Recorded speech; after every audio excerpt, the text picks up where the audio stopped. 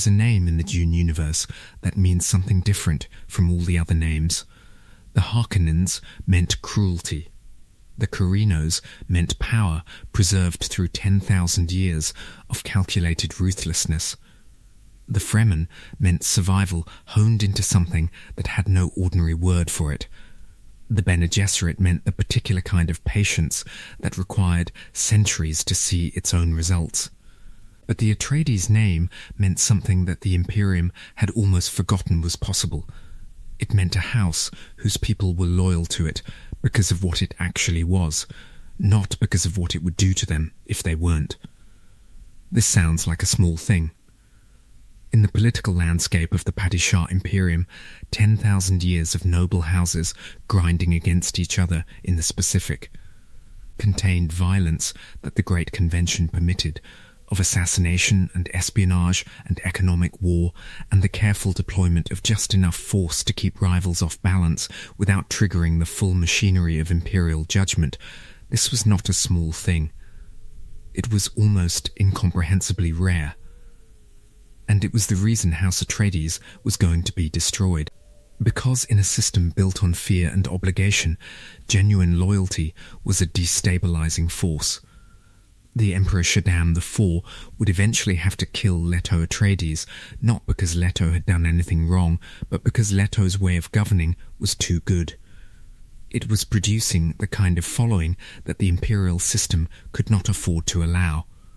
Men and women who would walk into certain death, not because they were ordered to, not because the consequences of disobedience were worse, but because they had chosen to serve something they believed in, and they were not going to stop choosing it just because the situation had become terrible. This is the story of House Atreides, not simply the story of a noble house that rose and fell in the political currents of a galactic civilization.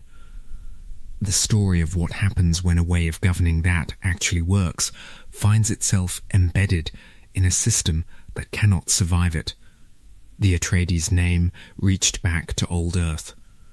Not symbolically, not in the loose sense in which every old thing eventually traces to some ancestor somewhere. The family claimed, and the scholars who examined the genealogical records found no compelling reason to dispute, a direct line to the ancient Greek house of Atreides, the cursed royal family whose tragedies had defined much of classical Greek tragedy. Agamemnon, Clytemnestra, Orestes, Iphigenia, the mythological weight of that lineage was enormous, and the Atreides of Herbert's universe carried it with deliberate awareness. The motto that the house flew on its green and black banner was simple and precise: we will be recognized. Not we will be feared, not we will be obeyed, not even we will be respected, which would have been the more comfortable claim for a noble house to make. We will be recognized. The verb pointed at something more demanding than mere acknowledgement, at the specific form of recognition that comes when people see something clearly for what it actually is, without the distortion of fear or flattery or political calculation. Whether the historical Atreides in the millennia between Old Earth and the Arrakeen period had consistently lived up to this claim is the kind of question that honest history has difficulty answering.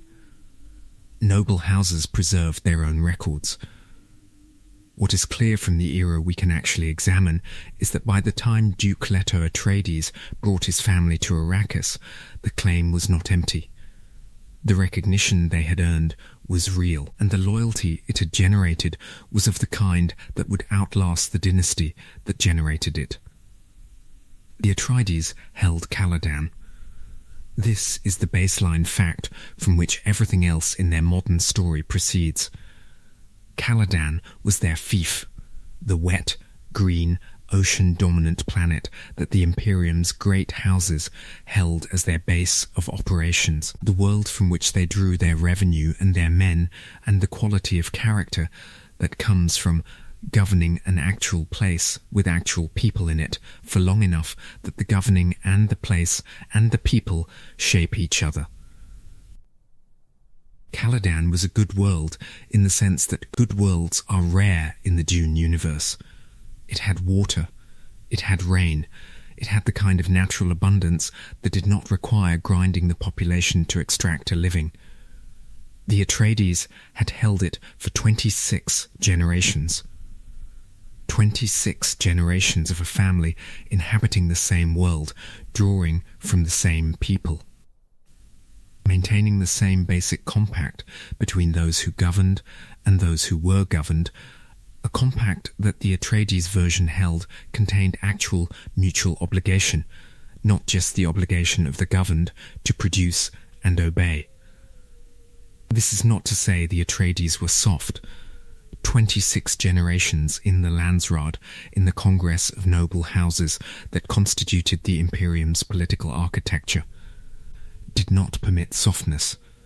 The political landscape that surrounded them was populated by houses that were willing to do things that the Atreides, by both principle and policy, would not do. They competed in that landscape, and they survived in it, and they accumulated, over those 26 generations, a reputation that was simultaneously their greatest political asset, and the thing that made them most dangerous to the existing power structure.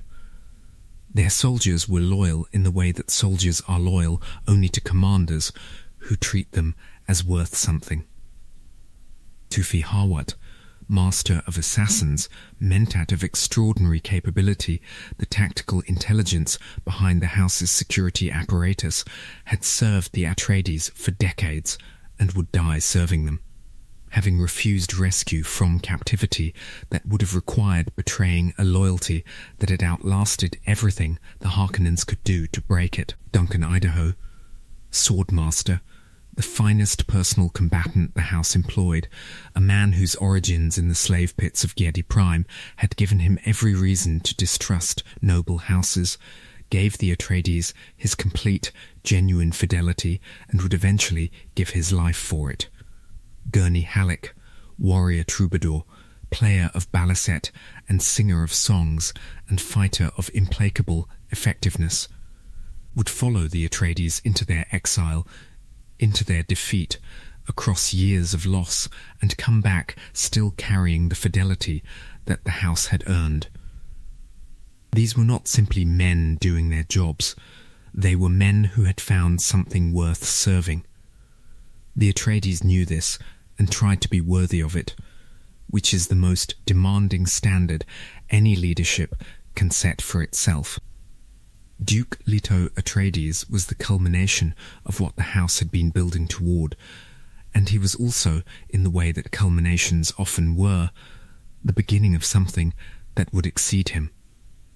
He was not a perfect man. The historical record that can be reconstructed from Herbert's texts presents him as a man of genuine quality who was capable of making decisions that he knew were wrong for the right reasons, or, perhaps more precisely, decisions that the situation he was embedded in made almost unavoidable while still remaining genuinely wrong. His relationship with Jessica, the Bene Gesserit concubine who would become the mother of his heir, was one such decision, or rather a series of decisions, that accumulated into a particular kind of tragedy.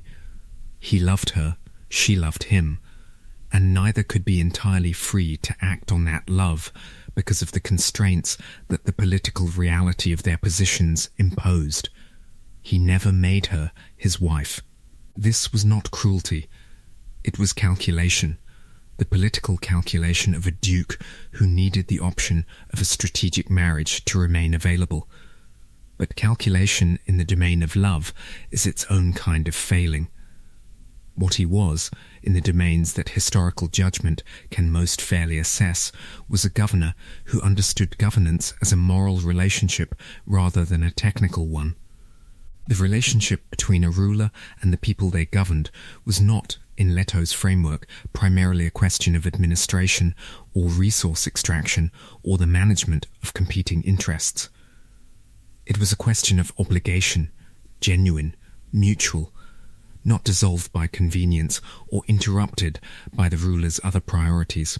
The people of Caladan were his people in the sense that actually mattered, they were his responsibility, and the fact that being responsible for them also happened to provide him with revenue and military manpower was a coincidence of political structure, not the reason the responsibility existed.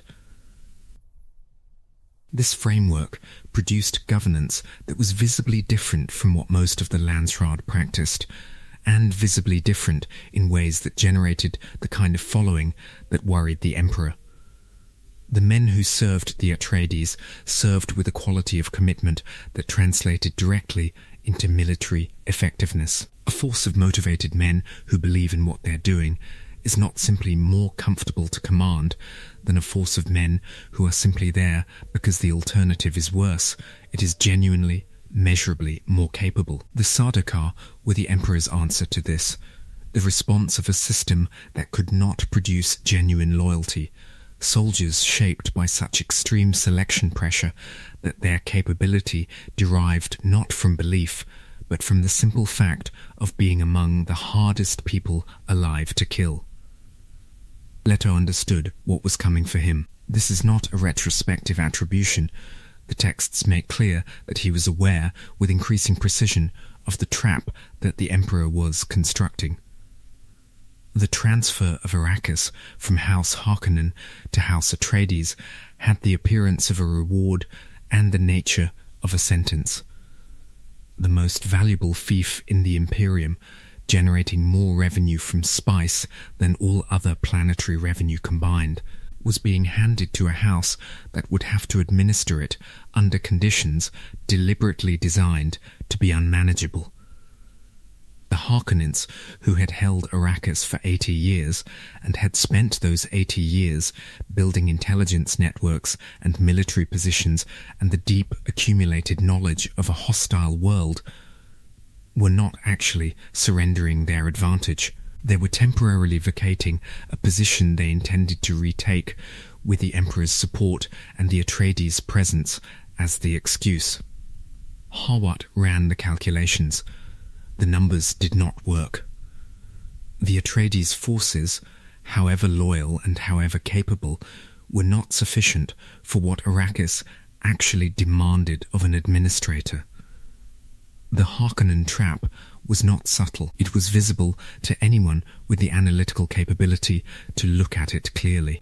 What was not clear, until much later, was the full depth of the trap, that the Emperor's Sardaukar would be fighting in Harkonnen colours, that the betrayal would come from inside the household, that the man who would destroy the Atreides had been placed there by the only force in the universe that could break the Suk conditioning. Wellington Ewer. The Doctor, the man with the Imperial conditioning that was supposed to be inviolable, that was supposed to make the Suk-trained physicians trustworthy in ways that no political pressure or military threat could compromise. The Baron had found the one crack, not in Ewer's conditioning exactly, but in the specific anguish of a man who had been separated from the person he loved most, and was being told. Falsely, that cooperation was the only path to any form of reunion. Ewer's wife, Wanna, had been taken by the Harkonnens. The Baron held her. And Ewer broke. He didn't break cleanly. He broke in the way of a person who knows exactly what they're doing and knows that they cannot stop themselves doing it, who puts the poison tooth in the Duke's mouth and then tries to give him a weapon, because even in the betrayal there was the residue of genuine care, genuine loyalty, genuine something that the Harkonnen pressure could bend but not quite eliminate. Duke Leto could have killed the Baron with that tooth. The poison gas was real. The mechanism worked. What didn't work was that the Baron had been warned, had been moved far enough from his original position that the gas reached him without killing him, badly injured, but alive. Ewer had given his lord the chance, and the chance had not been enough. And Ewer himself died for his service to the Harkonnens when his usefulness was exhausted. The attack on Arrakeen was systematic and total. not the kind of military engagement in which outcomes are uncertain and individual decisions can change the course of events. The kind in which the outcome has already been determined by the structural imbalance of the forces involved, and the only remaining questions are matters of scale and individual fate within the larger inevitable. Duncan Idaho died holding a position. Thufir Hawat survived, was captured, and would spend the following years as a prisoner in circumstances specifically designed to corrupt his loyalty.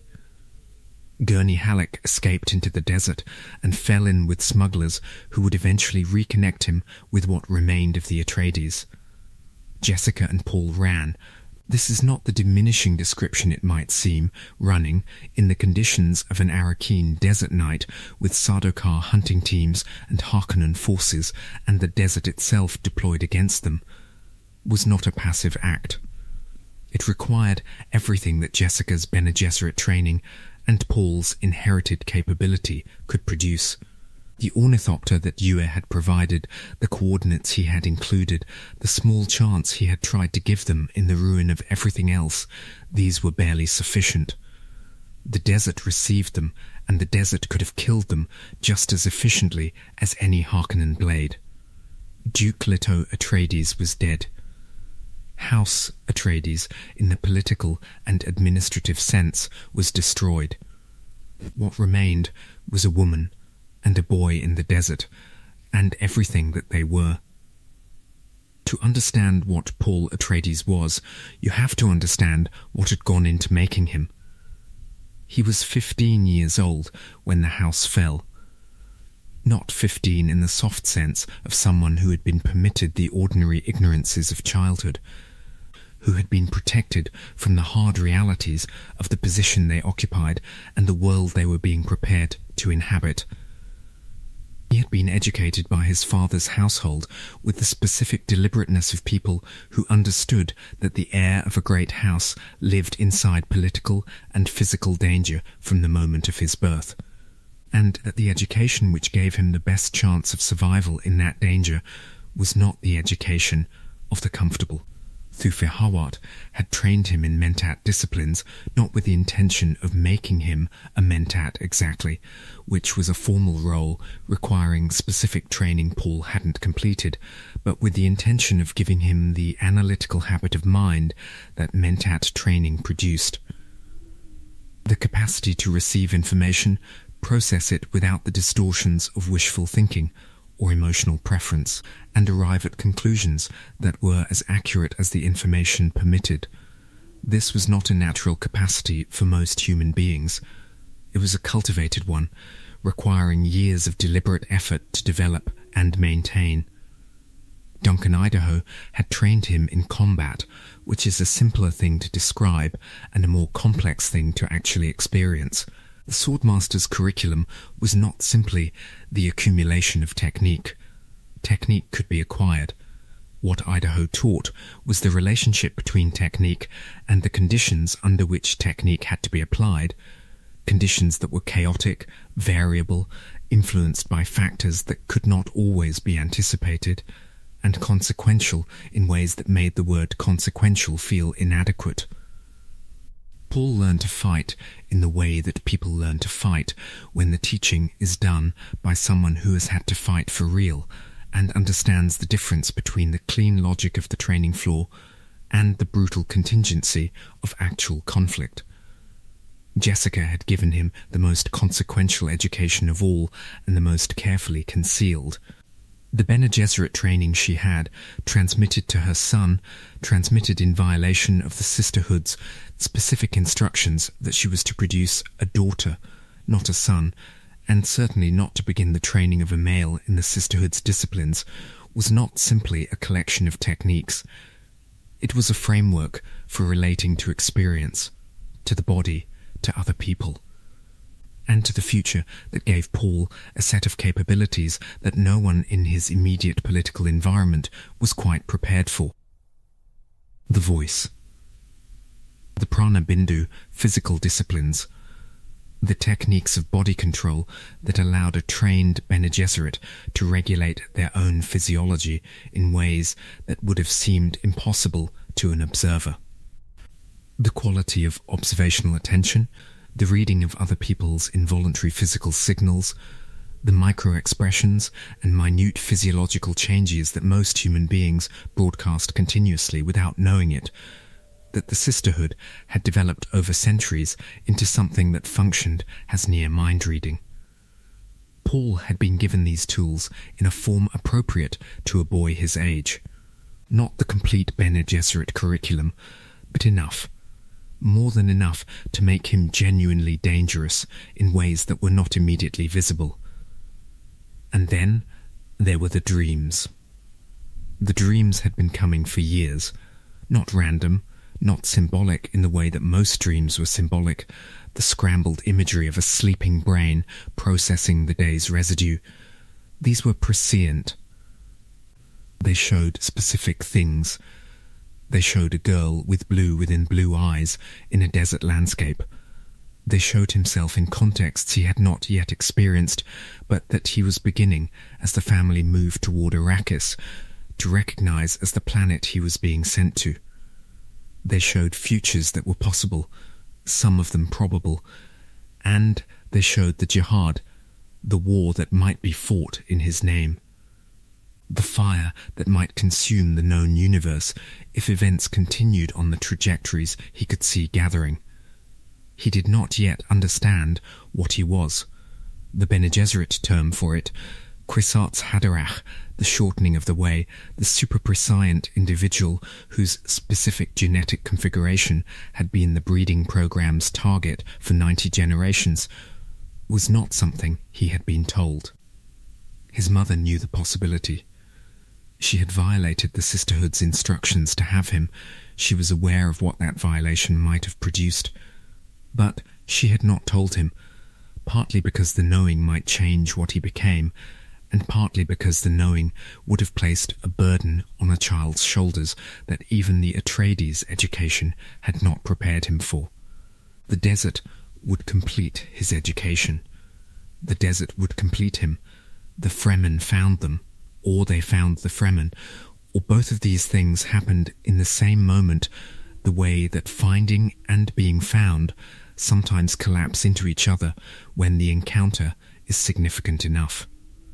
Stilgar, Naib of Sietch Tabr, one of the great leaders of the Fremen in the generation before everything changed, a man whose assessment of people was precise and whose willingness to act on that assessment was total. He was not a man who romanticized. He was a man who evaluated, who looked at what stood before him and determined, with the efficiency of someone who had been making consequential evaluations in desert conditions for most of his adult life, whether what he saw was worth the investment of resources and attention it would require. He looked at Jessica and he recognized what she was. The Missionaria Protectiva had done its work in the Fremen communities. The Bene Gesserit's long-term project of seeding religious expectations into vulnerable populations had placed in the Fremen tradition a set of prophecies that described, in precise enough detail to be recognizable and vague enough to be flexible, the arrival of a woman and a man who would fit the images the prophecies had prepared the Fremen to see. Jessica fit. She fit because the Missionaria Protectiva had designed the prophecy to fit Bene Gesserit-trained women, and Paul fit, or began to fit, in the earliest days of their encounter, because Paul was something more than the prophecy had been designed to receive. Jamis challenged Paul. This is the moment that required everything the boy had been taught, not simply the combat techniques, which were more than sufficient for the encounter, but the moral and psychological architecture that the Atreides education had tried to build into him. Jamis was a Fremen fighter, a skilled and experienced man, a man who had every right within his culture's framework to issue the challenge he issued. He was also, for Paul, a human being who would be dead if Paul used what he'd been given. Paul killed him. He killed him cleanly, with an efficiency that was almost involuntary, the trained body responding to the trained threat before the mind had fully processed what was happening. And then he wept. Not performance, not the calculated display of grief that a political actor might deploy to win sympathy. Actual tears, which among the Fremen carried extraordinary weight because water was precious, and tears were the expenditure of something precious in acknowledgement of something worth spending it on. The Fremen who watched Paul weep over the man he had just killed saw something they had not been prepared for and did not have a ready category to place it in. He was named. The naming ceremony gave him two identities that he would carry into everything that followed. Usul, the base of the pillar, the Sietch name, the private identity that belonged to the Fremen community and was not for outsiders. And Muad'Dib, the kangaroo mouse of the desert, the creature that was not impressive by conventional standards and was perfectly adapted to what the desert actually demanded of the things that lived in it. The creature whose image appeared on Arrakis' second moon. The name carried its own symbolic weight, and Paul was aware of carrying it. Chani was in the Sietch. She was the girl from his dreams, the blue within blue eyes, the desert-trained capability, the daughter of Liet Kynes, the imperial planetologist who had become more Fremen than imperial, and who carried in his person the secret project that the Fremen had been sustaining for generations. Paul had seen her before he arrived at Sietch Tabr. Seeing her in the flesh after seeing her in the prescient vision was one of the moments at which his understanding of what his dreams actually were began to shift from something he could explain to something he had to accept. The 2 years in the desert transformed Paul in ways that supplemented everything the Atreides education had given him. He learned the sandwalk, the arrhythmic gait that prevented sandworms from tracking you through the substrate's vibrations. He learned worm riding, the Fremen rite of passage in which a rider called a sandworm to the surface, mounted it with maker hooks, and directed it across the desert using the principle that the worm would rotate away from exposed tissue. He absorbed the desert's chemistry. The spice was in the air, in the water, in the food, saturating his system in ways that deepened and clarified the prescient faculty that had been emerging since before Arrakis. His eyes began the blue shift that marked long spice exposure. He became, in the ways that mattered for desert survival, Fremen. Jessica underwent her own transformation. The Fremen Sayadina, the community's previous Reverend Mother, was dying, and the death required a successor. Jessica drank the water of life, the exhalation of a drowned sandworm, the substance that killed anyone who consumed it unless they had the Bene Gesserit capability to transform it from within. She survived.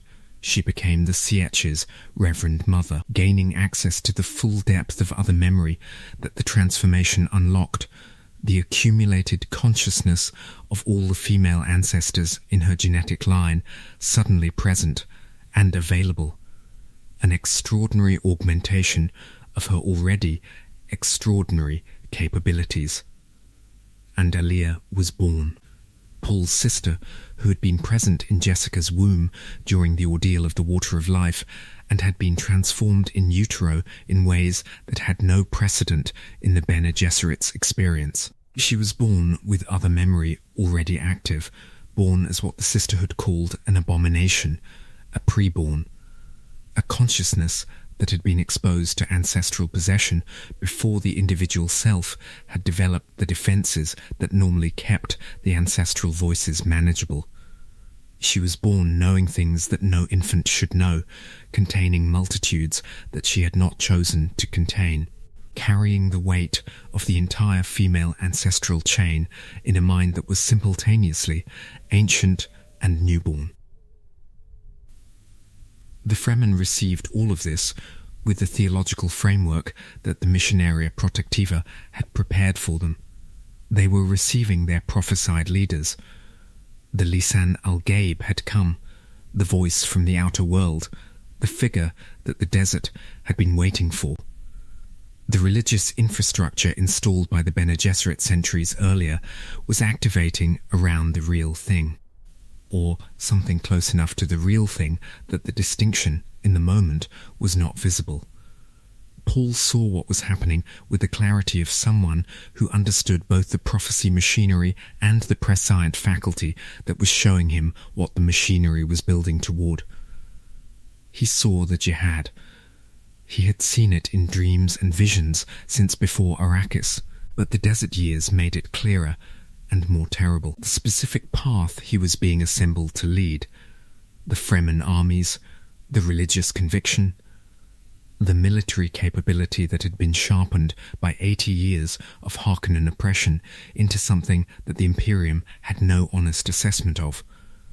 All of it converging on a war that would carry his name across hundreds of worlds and cost billions of lives.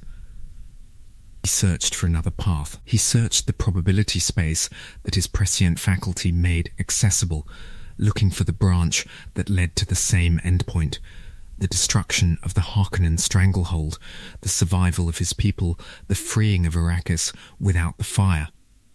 He didn't find it. The fires were everywhere in the probability space. What he found, after a long time of looking, was the least bad version of the fire, the narrowest jihad, the path that was still terrible and was less terrible than the alternatives. He chose to become what the desert was making him. This is not a neutral act, and the saga is careful not to describe it as one. He chose to step into the role, knowing the cost, knowing the limitation of his ability to control the forces he was unleashing.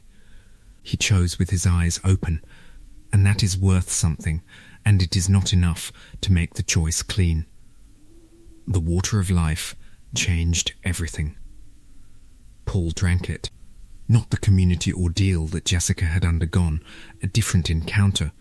Paul alone with the substance that no man had ever survived, the convergence of the prescient faculty with the biological transformation that the water produced in those who could manage it. He lay in a coma for 3 weeks while the process completed, and when he woke, the Kwisatz Haderach had arrived in fact rather than in probability. He could see. Not metaphorically. He could see the threads of causality spreading forward from any given moment with a clarity and depth that exceeded even his previous prescient capacity. He could see the breadth of the probability space in a way that verified what he had been seeing in fragments for years. He could access the male side of other memory, the part that female Reverend Mothers could not reach. The dark places in the ancestral record where the accumulated violence and dominance of the male line lived. He was the thing the Bene Gesserit's 90 generations of breeding program had been building toward. And he was 1 generation early and completely outside their control. The timing was not accidental. The Harkonnen and Imperial forces on Arrakis were assembled in the political aftermath of the destruction of House Atreides, having consolidated their control and then faced the ongoing friction of Fremen resistance that was costing more than the accounting suggested it should. The Emperor himself had come, Shaddam IV, the Padishah Emperor, descended on Arrakis with his Sardaukar and his court and the certainty of a man who had not yet understood that the Atreides heir was not dead. Paul atomized the shield wall. The technical mechanism was the family atomics, weapons that the Great Convention prohibited against human populations, but not against geological formations. The shield wall was a geological formation, the physical barrier that had protected the northern basin from the worst of the planetary weather systems. Its destruction was a military action of extraordinary imagination. It turned the desert itself into a weapon. Through the gap in the shield wall poured not just Fremen armies, but the Coriolis storm that had been building behind it, and on the storm came the worms, the creatures that the Fremen called down and rode into battle. Creatures of such scale that no conventional military doctrine had prepared the Sardaukar or the Harkonnens for the reality of what arrived. The battle was decisive in the particular way of battles that reveal structural mismatches. The Sardaukar were the finest conventional fighting force the Imperium had produced. They were not, and could not have been, prepared for what the Fremen of Arrakis actually were, what 80 years of Harkonnen oppression combined with the desert's selection pressure and the Fremen's own cultural traditions of combat excellence had produced. Paul had spent 2 years learning to fight by the standards of that tradition, had spent 2 years contributing the weirding way, the Bene Gesserit combat techniques, derived from the Prana Bindu disciplines that translated into combat applications so much more effective than conventional sword and shield work that the Fremen who trained in it became something the Sardaukar had no category for. The Emperor capitulated. He had very few remaining options that were better than capitulation. Paul demanded the throne not through inheritance, but through the specific political mechanism of marriage to the Emperor's daughter, Irulan, which would give his claim the legitimacy that the Landsraad required to accept it. He demanded acknowledgement of his right to Arrakis. He threatened the spice itself, threatened to destroy it, to end the economic foundation of the entire civilization. If the political settlement he demanded was not provided, the threat was credible because he had just demonstrated the willingness to reshape geological formations with family atomics. The Emperor had no good reason to doubt that the willingness extended to spice fields. The House Atreides had been destroyed. The new Emperor was the son of the man who had been murdered to prevent exactly this. The irony was not lost on anyone in the room, least of all Paul, who was weeping internally for the father he had not been able to save while arranging the political structure that his father's death had made necessary. Chani was there. Her father was dead. Liet Kynes had been stripped of protection and left to die in the desert by Harkonnen forces who had decided his usefulness was exhausted. And the desert had demonstrated exactly the quality of mercy that Arrakis extended to the unequipped. She watched Paul take Irulan as his wife, the political union that gave his claim to the throne the Corino legitimacy the Landsraad required, and she understood what it was and what it was not. Irulan would have the title. Chani would have Paul. The distinction would pain Irulan and console Chani for years in the ongoing negotiation of an arrangement that was political at its surface and very much not political in its depths.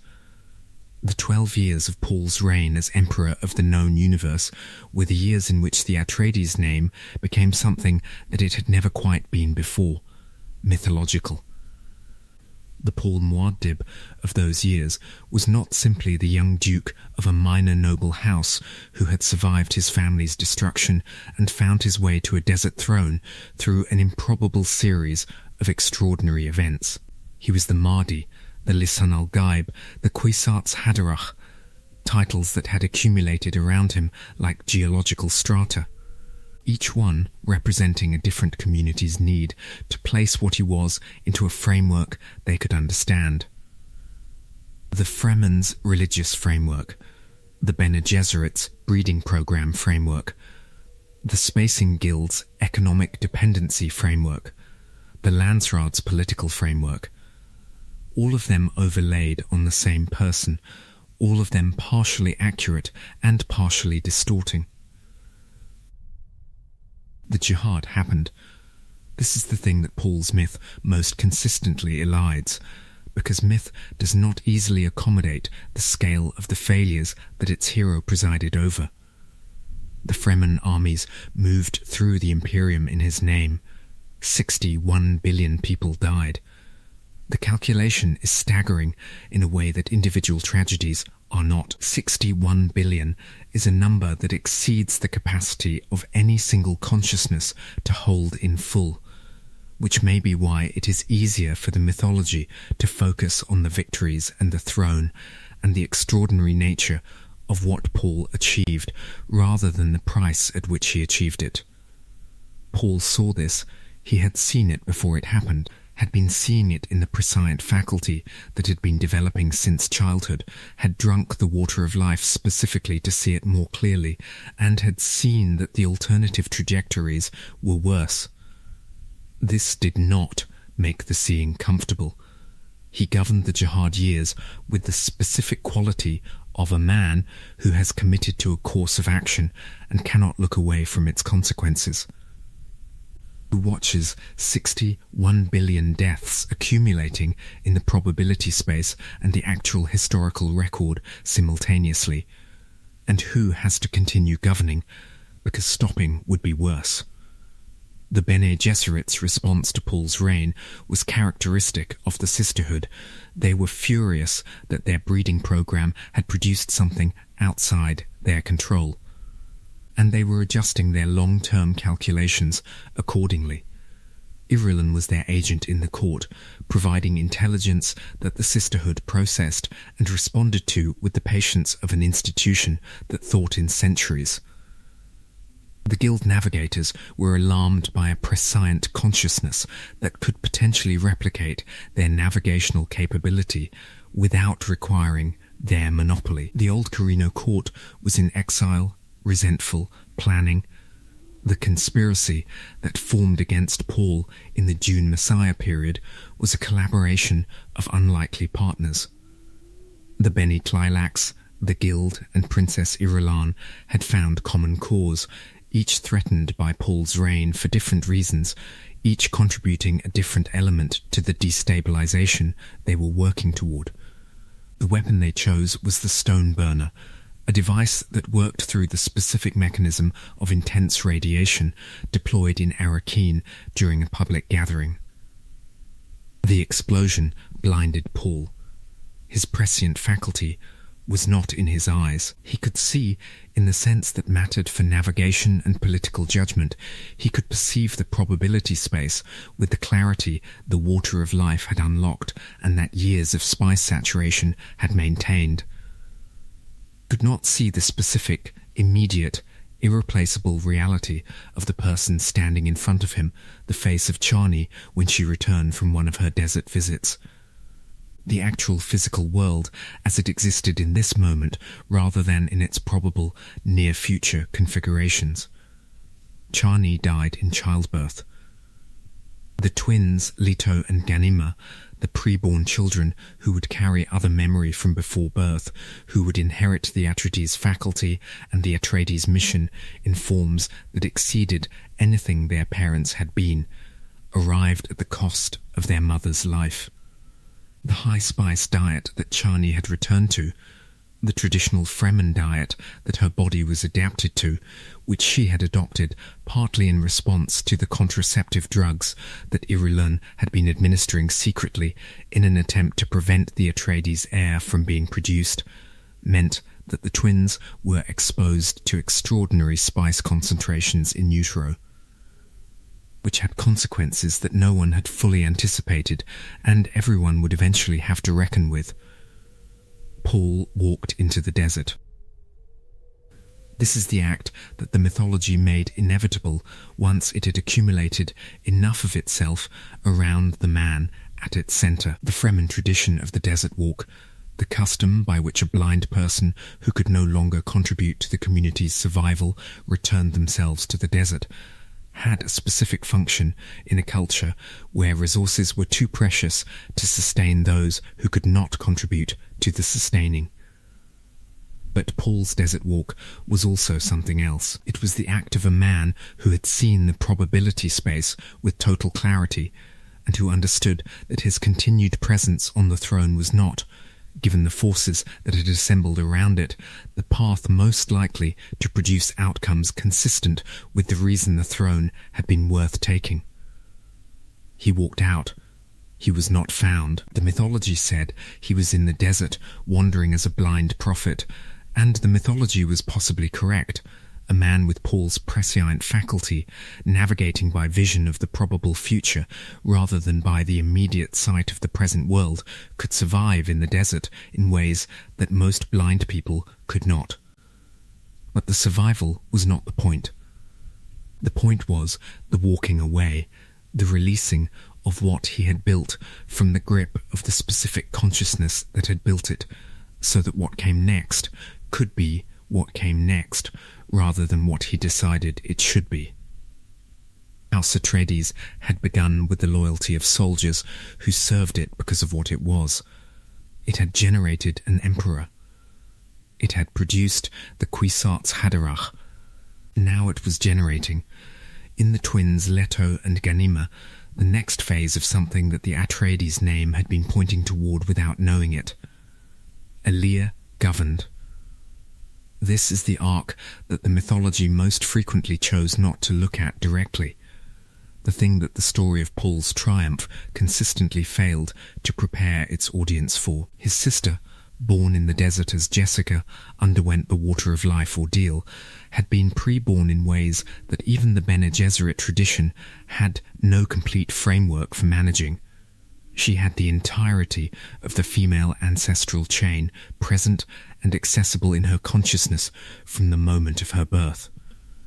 She had grown up simultaneously as a child and as something that was not a child, navigating the public world of Arrakeen politics as a 4-year-old who had killed the Baron Harkonnen with a Gom Jabbar during the battle that won Paul his throne, and who continued to hold political positions that were extraordinary by any standard.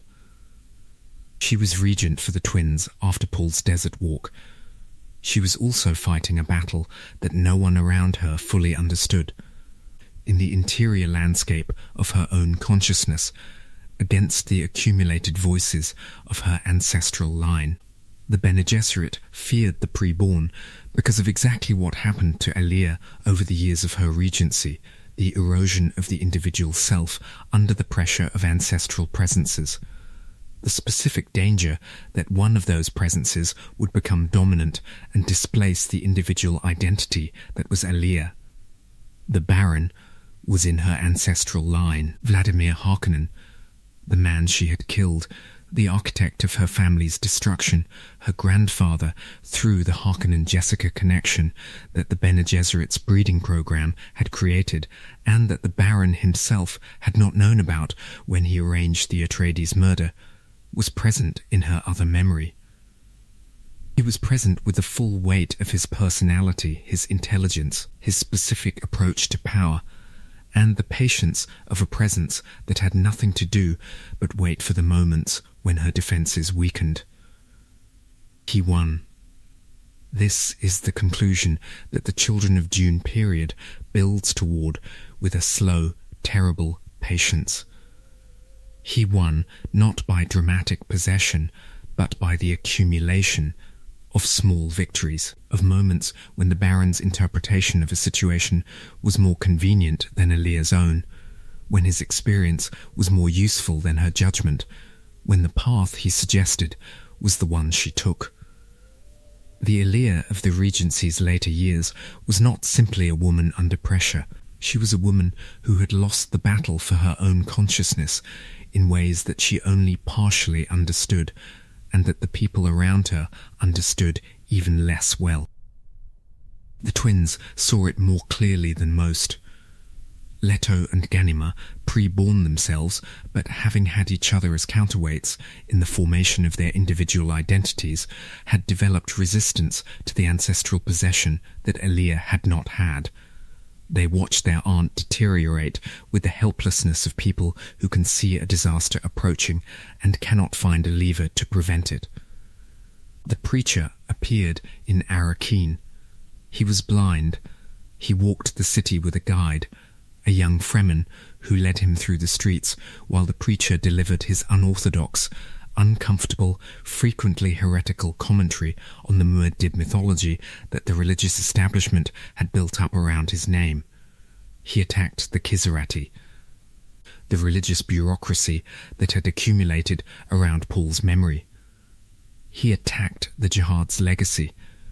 He attacked the comfortable structures of power that had formed around the revolutionary moment and fossilized it into something that served the powerful rather than the transformation it had claimed to represent.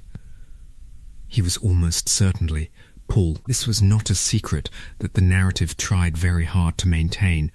The text makes it reasonably clear that the probability is high, and the Fremen who encountered the preacher and the other characters who observed him had their own assessments that converged on the same conclusion.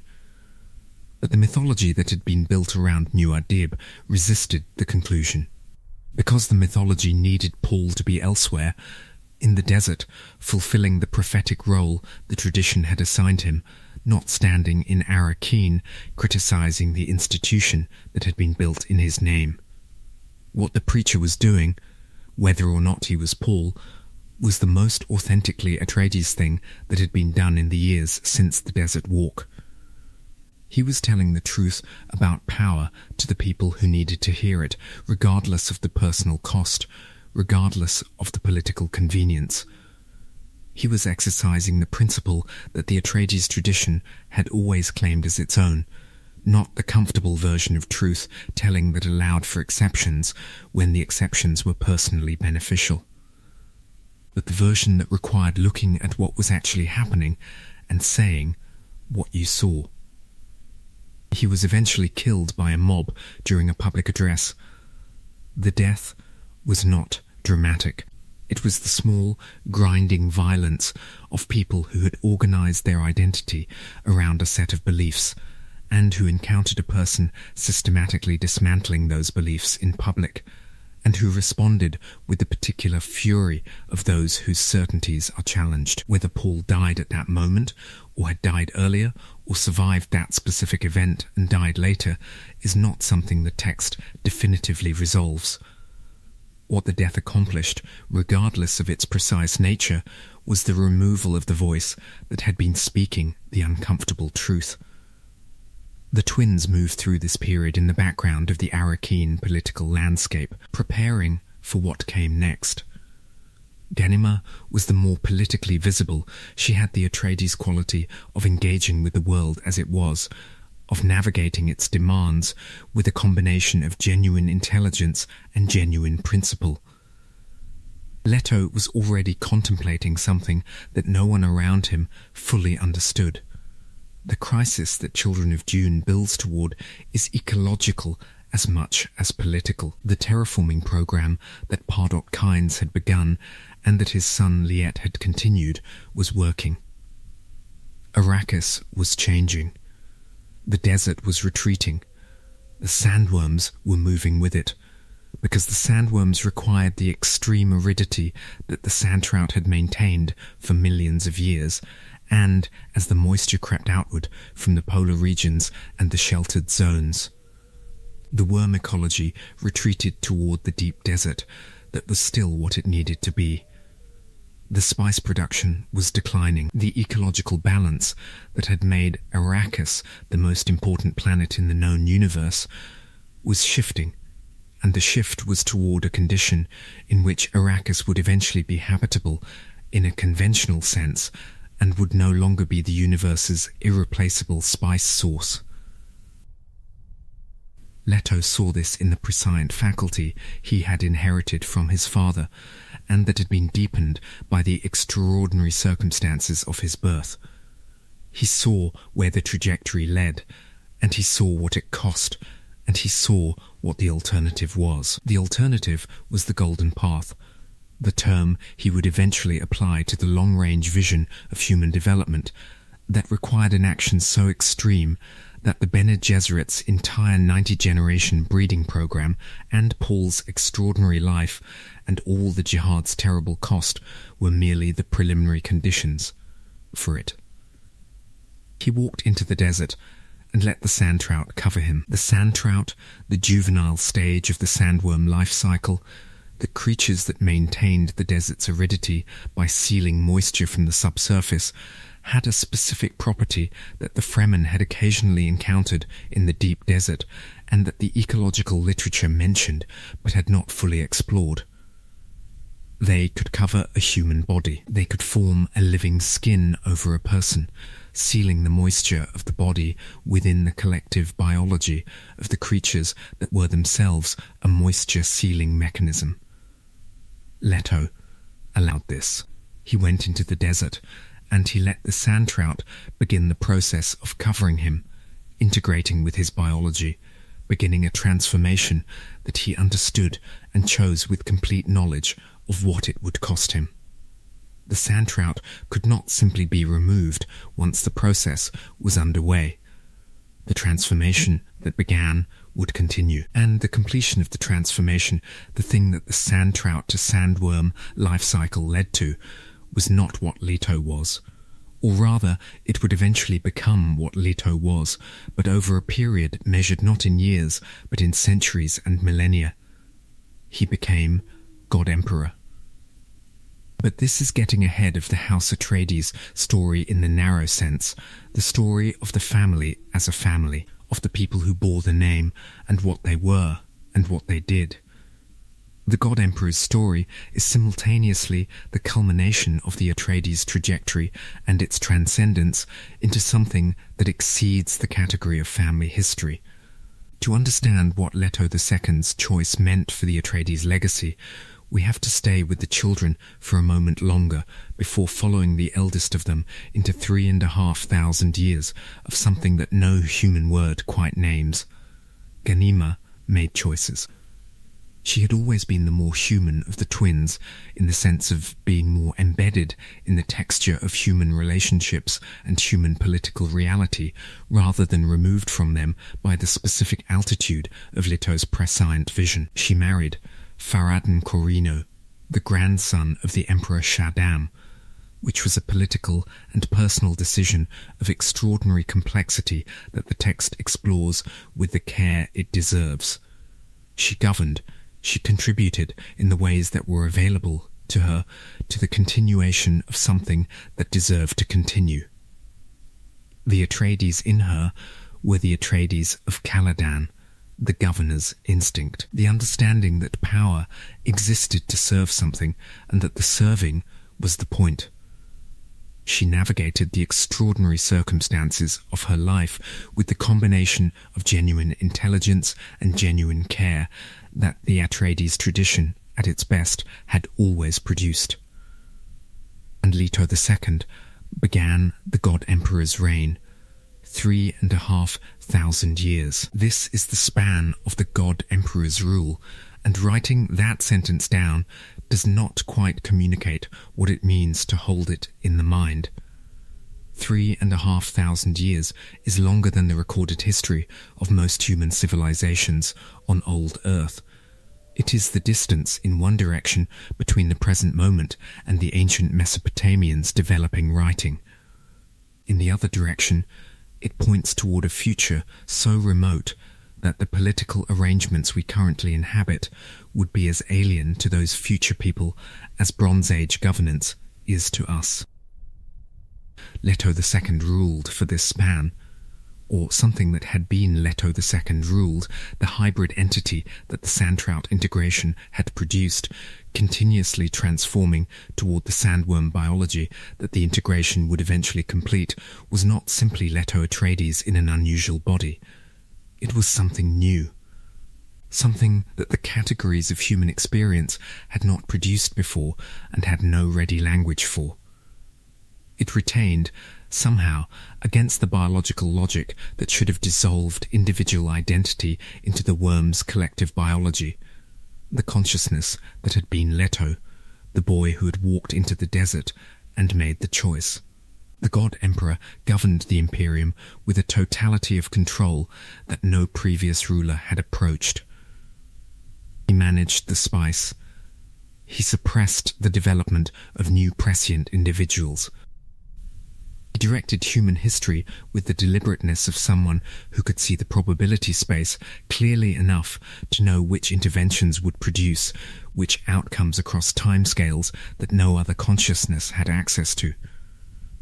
He was doing this for a reason, not the reason that the mythology of the god Emperor tended to attribute to him, not the simple reason of a tyrant who wanted power and kept it.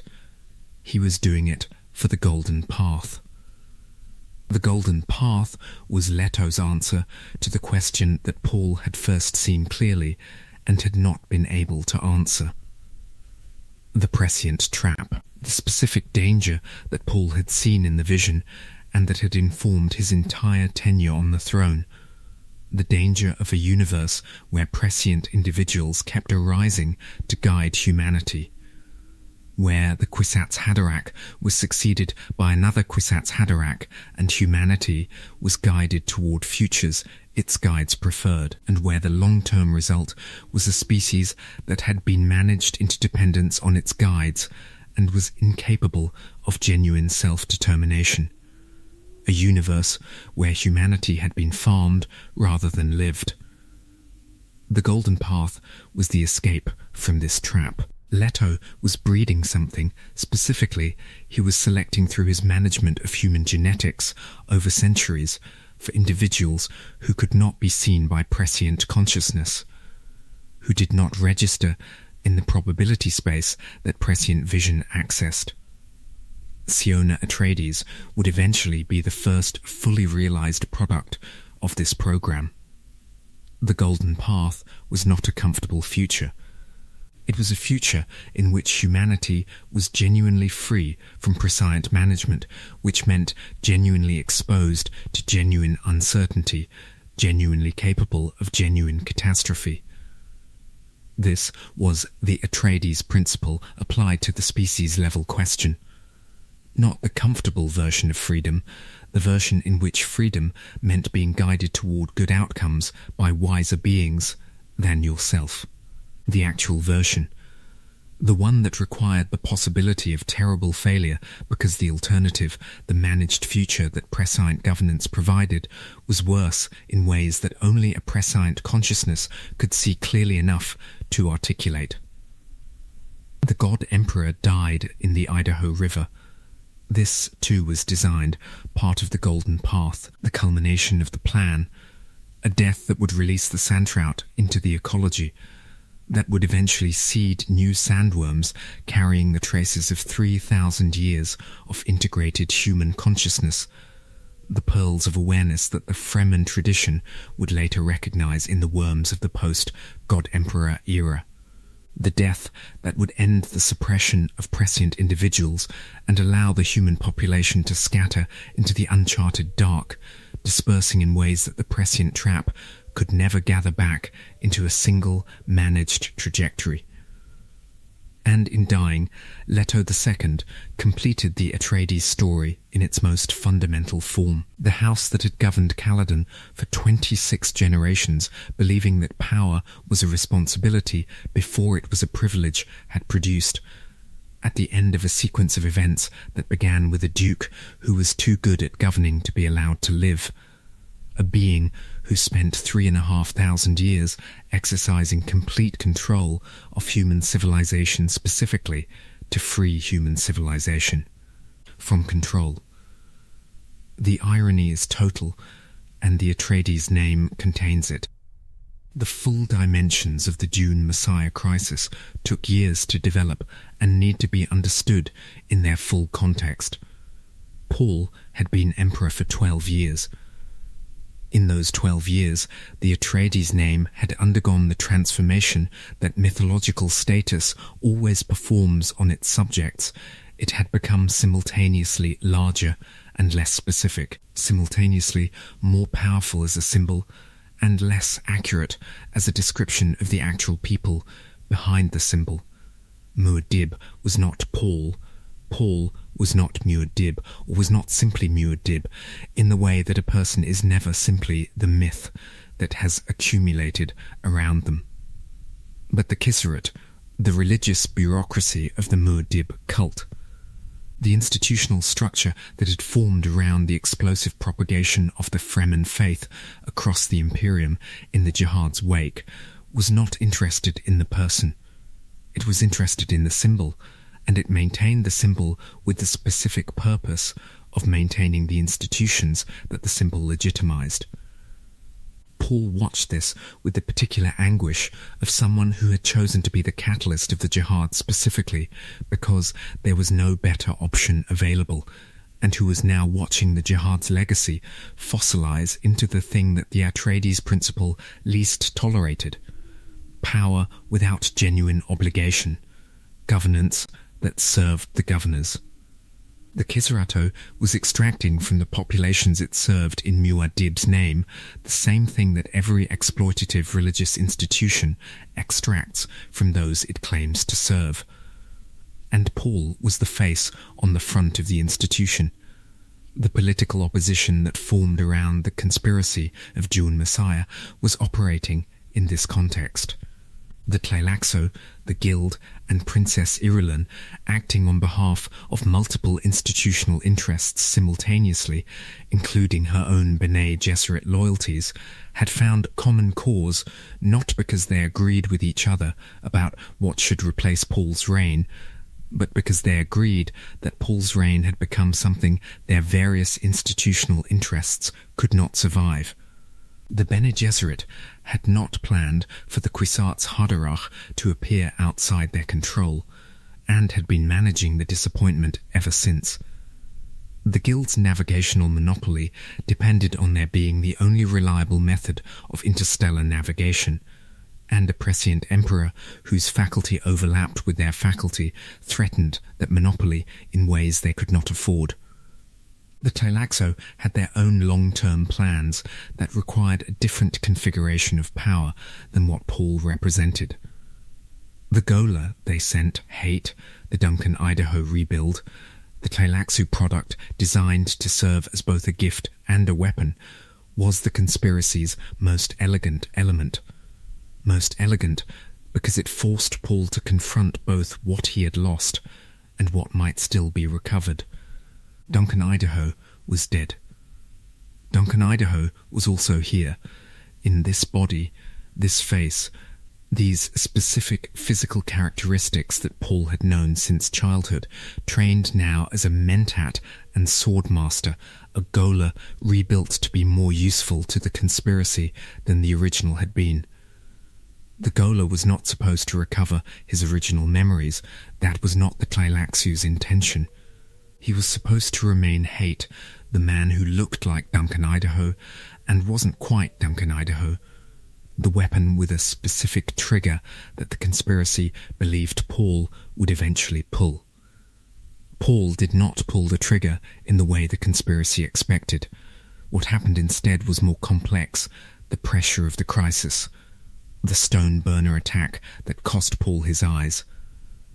The desperation of the final confrontation with Elia and the manipulated situation the conspiracy had constructed, all of it created the specific conditions under which the original Duncan's memories could and did resurface, overwriting the hate conditioning, restoring to Paul the person he had lost, rather than completing the weapon the conspiracy had been building. But Paul's blindness was permanent. Or rather, his physical sight was gone, and the prescient faculty that continued to operate showed him the world in the probability space that the faculty navigated, which meant he could perceive and navigate without physical sight in ways that most blind people could not. The problem was not navigation. The problem was the quality of the perception. Physical sight had given him the immediate specific reality of the present moment, the face of the person in front of him, the specific unrepeatable sensory reality of the now. The prescient faculty gave him probabilities and patterns. The substitution was real and was not a substitution. Chani died in childbirth. The twins came into the world, and Chani left it, and the Atreides household. In the intimate, personal sense that Paul's life constituted a household, lost the person around whom that household was organized in ways that the political arrangements couldn't replace. Irulan was the Emperor's wife, the Carino princess, who had given Paul's throne its dynastic legitimacy, and who had received in return a political title without the intimacy that should have accompanied it. She was not the person whose presence had made the desert years bearable, who had taught Paul the sandwalk and worm riding, who had carried the Fremen ground-level reality into the court years. She was an intelligent political operator who was also genuinely a prisoner of circumstances not of her making, who had handled those circumstances with more grace than they deserved, who would go on to be one of the most important people in the twins' upbringing, and who would write the historical accounts of Paul's life that future generations would read. She was not Chani. Paul walked into the desert. The act has been described. What deserves additional attention is the timing and what it accomplished. He walked out while the jihad was still, technically, ongoing, while the forces that had been deployed in his name were still moving through the Imperium, while the political and military situation was still in motion, while the Emperor was still on the throne and could theoretically be doing things from the throne that mattered. He chose to leave specifically because continuing would make things worse. This is the Atreides principle at its most demanding. Not the heroic sacrifice of staying and fighting to the last, which would have been the more comfortable story, but the harder acceptance that his continued presence was itself a problem, that the myth he had become was consuming the reality he was, that the best service he could do for the people he had spent his reign trying to serve was to stop being the thing that every faction in the Imperium was organized around resisting or supporting. The desert received him. Whether it kept him alive or not, it received him. And the twins, Leto and Ganima, pre-born and prescient and carrying in their genetics the full weight of everything the Atreides had accumulated, were left to figure out what came next. The Fremen understanding of what had been done to them in the years since Paul's throne is worth examining at length, because it is one of the most important threads in the Children of Dune period's moral texture. They had been converted, not in the intimate personal sense that a genuine religious experience converts, not the transformation of individual consciousness that comes from genuine encounter with something transcendent. They had been converted in the institutional sense, organized into the Kizerate's machine, sorted into the roles that the machine needed them to fill, told that the faith they had carried through generations of desert existence was now the official religion of the known universe, and that this was a triumph.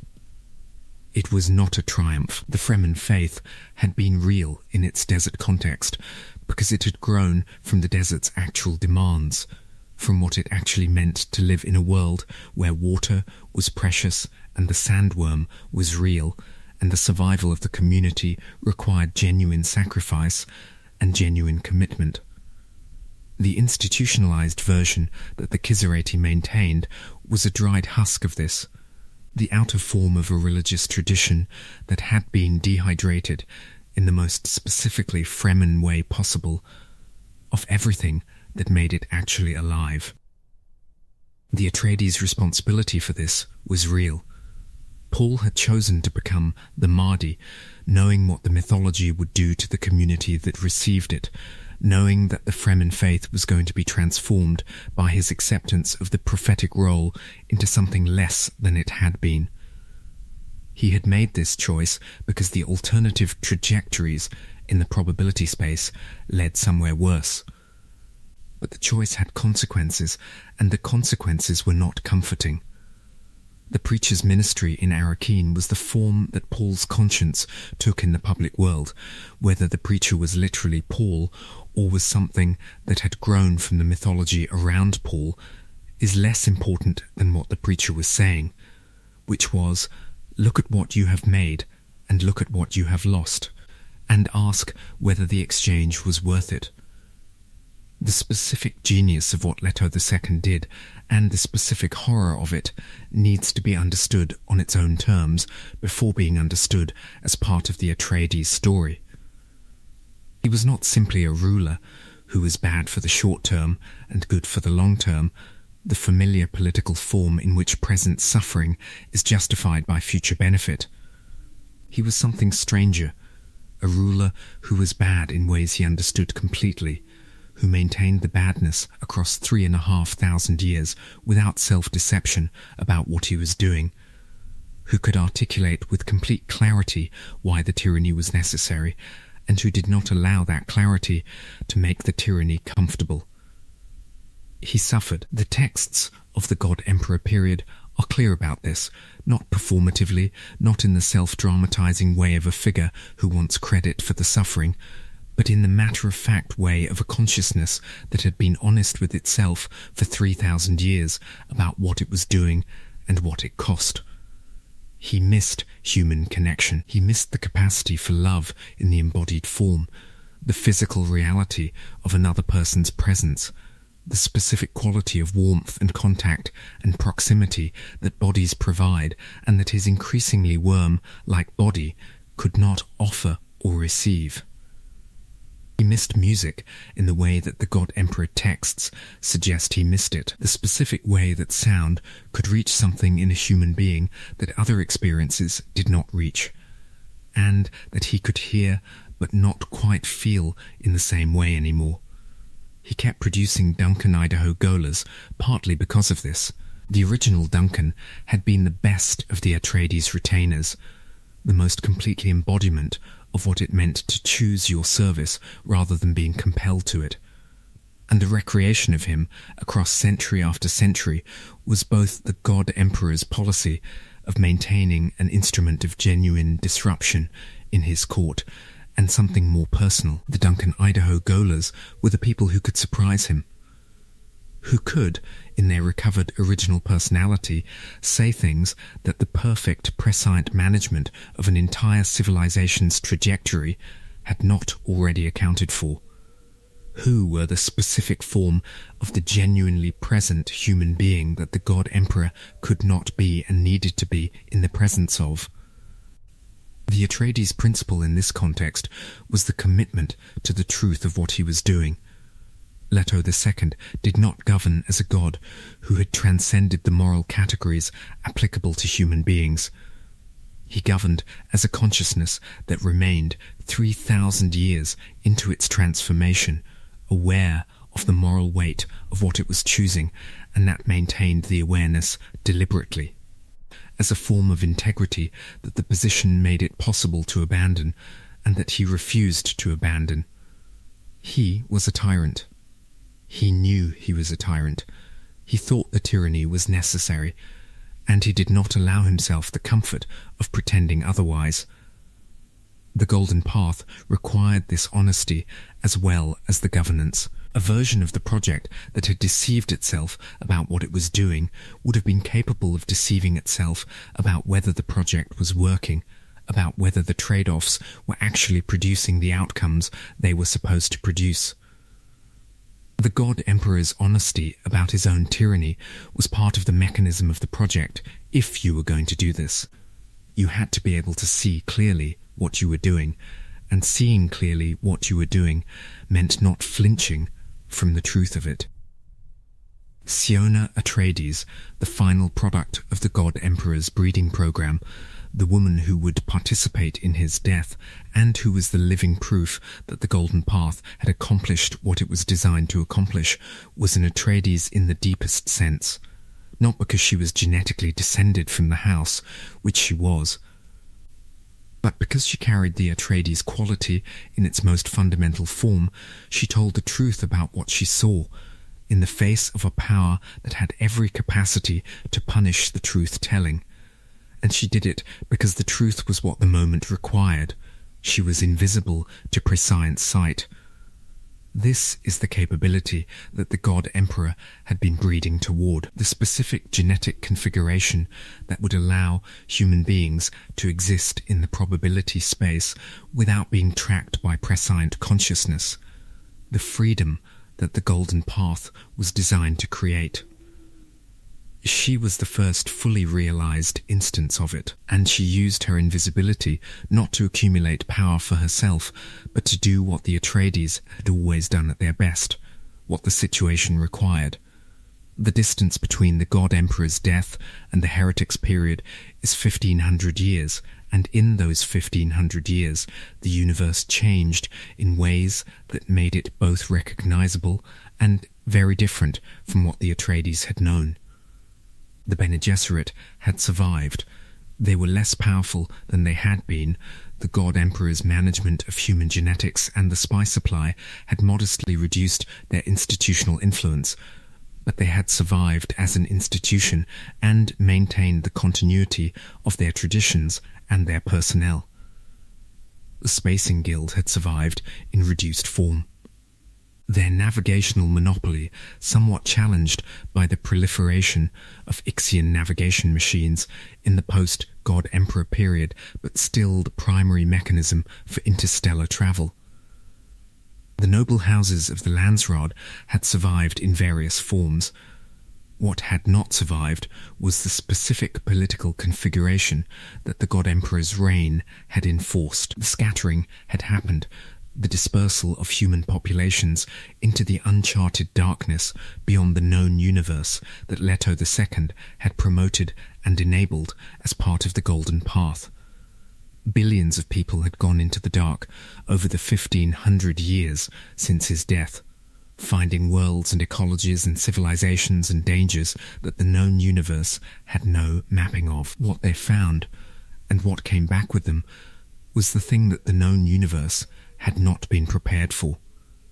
The honored matres were recognizable as human. They spoke languages that had descended from the languages of the scattering's origin populations.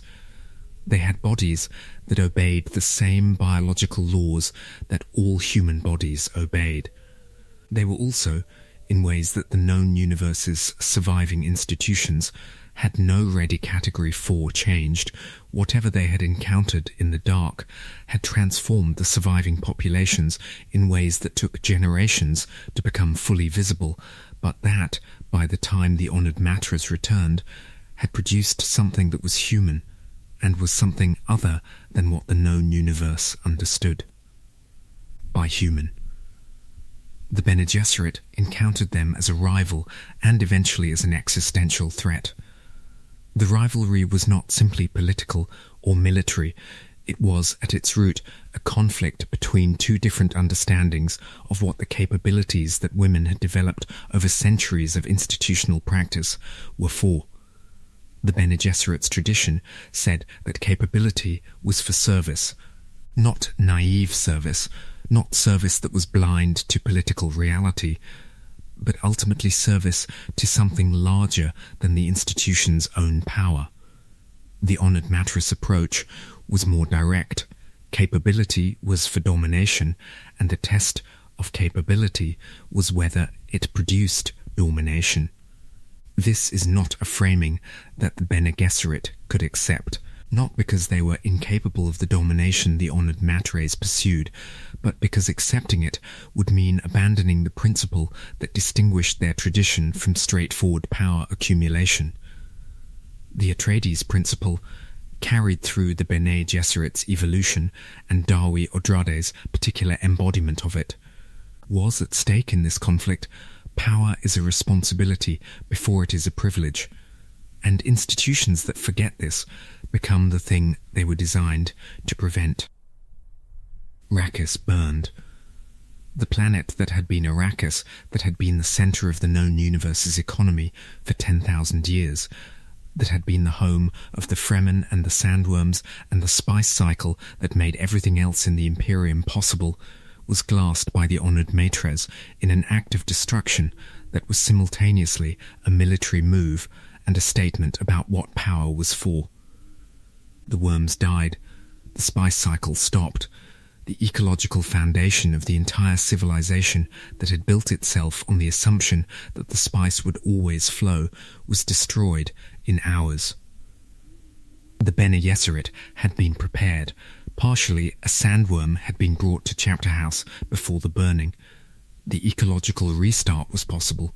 Andrade had understood, with the Atreides' honesty about what was actually happening, that the response to the Honored Matres could not simply be military resistance, but had to be transformation.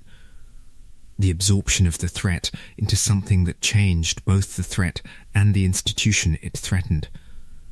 She died to accomplish this. The specific mechanism of her death, going to meet the Honored Matres' leader in a meeting that she understood, would not end with her survival. That would produce her death, and through her death, produce the transfer of other memory to Mabella, who had been an Honored Matre, who had been trained by the Bene Gesserit, and who was positioned to be the bridge between the two traditions, was an act of deliberate sacrifice in service of the institutional goal. Not dramatic sacrifice, but prosaic, practical sacrifice of a person who had assessed the situation clearly and determined that her death at this moment, in this way, served something more important than her continuation. The Atreides principle, applied by a woman who had never borne the Atreides name, but who had inherited what the name pointed at the moment of maximum institutional crisis. What the no-ship's departure meant in terms of the Atreides story's continuation requires some care to articulate, because it is simultaneously hopeful and open-ended in ways that resist the completion that a narrative arc's resolution usually provides. The people on that ship, Duncan, Idaho, who was the most consistent carrier of the Atreides quality across the entire saga's span, Shiana, who carried both the worm-calling capability that the God Emperor's breeding had produced and the Fremen relationship with Arrakis that the burning of Arrakis had threatened to end, the Bene Gesserit adepts who had survived the Chapter House period, the sandworms whose ecology was being carried into the dark to be restarted somewhere new. These people were not the Atreides family in any hereditary sense. The family was gone in that sense, the bloodline having ended with the God Emperor's celibacy across 3,000 years of rule. They were the Atreides project, the long-term project that the House had been contributing to without fully understanding it, the project of what it meant to exercise power responsibly, to govern in ways that genuinely served what governance was supposed to serve, to be honest about what you were doing, and why, and what it cost. Duncan Idaho's continued survival and continued regeneration across the saga's span is the single most consistent statement about what the Atreides name actually means. He was not chosen for the role of the Atreides' most loyal servant by genetics or by prophecy or by any institutional program that had identified him as significant. He chose the role with his own judgment on the basis of his own assessment of what was worth serving. And then he kept choosing it across death after death and regeneration after regeneration. Every time the recovered original memories made the choice available to him again. This is the Atreides principle in its most personal form, the choice made by someone who understands what they're choosing and why, who has no obligation to choose it except the obligation of their own values, who keeps making the choice because the values keep being confirmed by what they observe of what they're serving. Duncan, Idaho, aboard the no ship heading into the dark, carrying the question that the Atreides name had always been asking. What is your power for, and what does it owe, into territory that no prescient sight had mapped, and that the institutional frameworks of the known universe could not reach? The story was not over. Herbert died before finishing it. The seventh novel that would have shown what the no-ship found and what the question produced in the genuinely free territory of the unknowable future was not written. We have the question and the first principles and the unfinished arc, and what we make of it is genuinely up to us in a way that the God Emperor intended. In the most roundabout possible way for it to be genuinely up to us.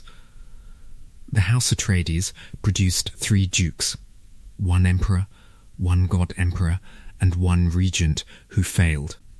It produced a series of loyal servants who were arguably more Atreides than some who bore the name: Hawat and Idaho and Halleck and Odrade and others who carried the principle into situations that tested it past the point where most principles survive. It produced a myth, Muad'Dib, Kwisatz Haderach, God Emperor, that exceeded its origins and transformed the known universe in ways that no one inside the house had planned for when the first Atreides on Caladan first decided to govern as though the governed were real. What it did not produce was a clean resolution to the questions it kept asking.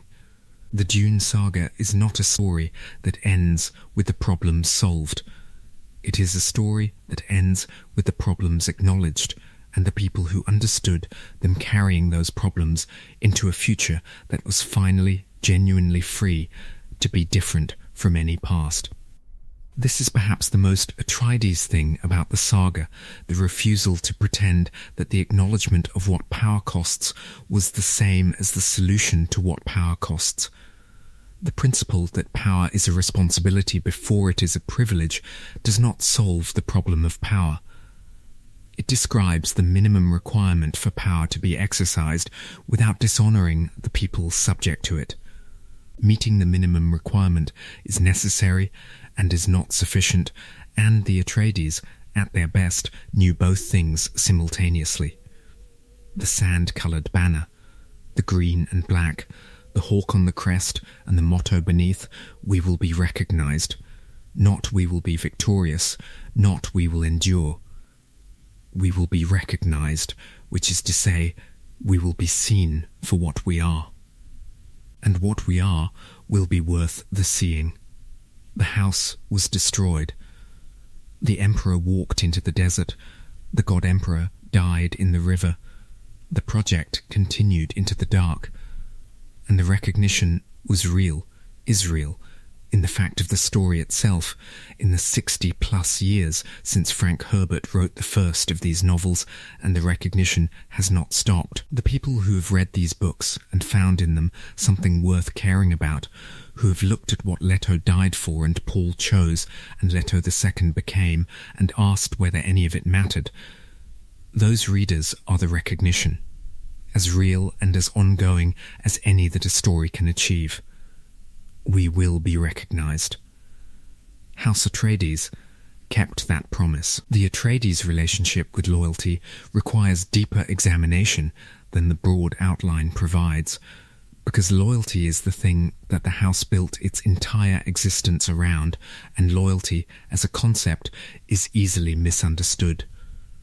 Loyalty in the Landsraad's political vocabulary meant something like reliable performance of service, the soldier who did not desert, the official who did not steal, the retainer who did not sell information to rivals.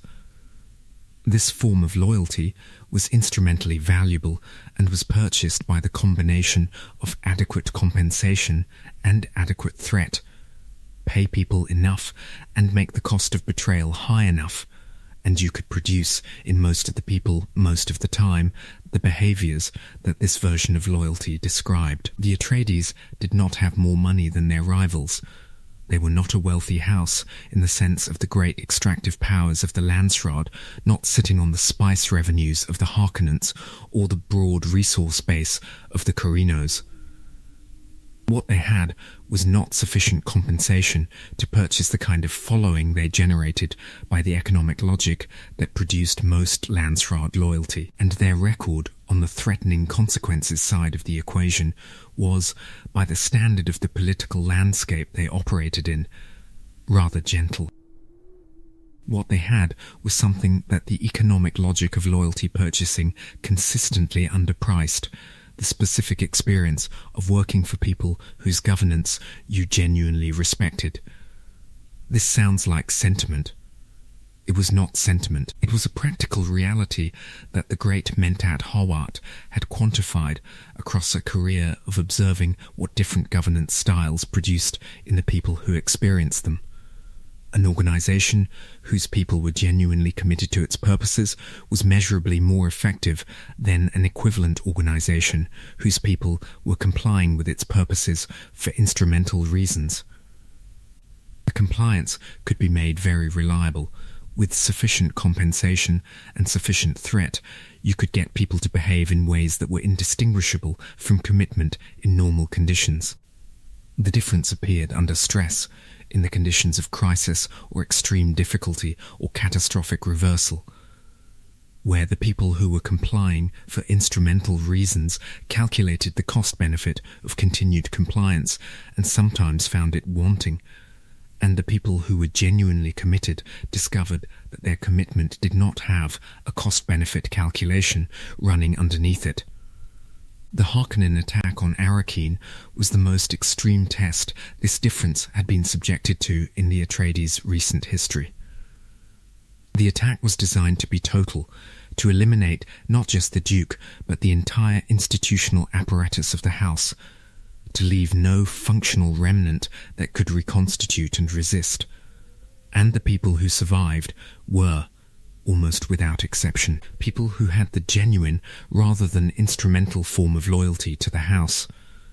Gurney Halleck escaped and kept working, not toward a specific objective, not because there was a plan that his escape was contributing to, but because Gurney Halleck was Gurney Halleck, and that meant not stopping. His years with the smugglers on Arrakis, in the period between the fall of the house and his reunion with Paul, were years in which a person who was loyal for instrumental reasons would have found and accepted a different loyalty to offer. What kept Halleck from doing this was not the absence of opportunity. The smugglers had need of his capabilities, and the desert offered various forms of provisional belonging. What kept him from doing this was the specific quality of what he had been serving, which did not become less worth serving simply because its primary representatives were dead or in the desert.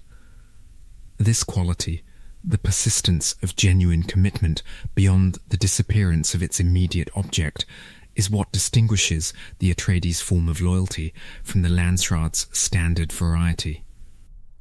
And it is what the Duke had been building across his years of governing people as though they mattered, and what his father had built before him, and what the institutional culture of the house maintained even when no specific individual duke was particularly excellent at maintaining it. The green and black banner was not just colours on cloth. It was evidence that something worth flying a banner for had existed, and the people who had experienced that something continued to carry it in ways that the banner itself, once the house fell, could no longer represent. Duncan Idaho deserves more attention than even the generous treatment the saga gives him, because Idaho is, across the full span of the story, the character who most consistently embodies the Atreides principle without being Atreides in any hereditary sense. He came from Giedi Prime. This is not a neutral biographical detail. Giedi Prime was the Harkonnen home world, the industrial nightmare that the Baron's governance had made into the most complete inversion of the Atreides principle available. The Harkonnen approach to governing Giedi Prime was extraction. The world existed to provide the house with the industrial output that funded the Harkonnen political position, and the people who worked the industrial machinery existed to keep it running, and the running was not calibrated to their well-being any more than it needed to be to prevent the machinery from breaking down. Idaho had grown up inside this. He had experienced from childhood what it felt like to be subject to governance that saw you as an instrument rather than a person.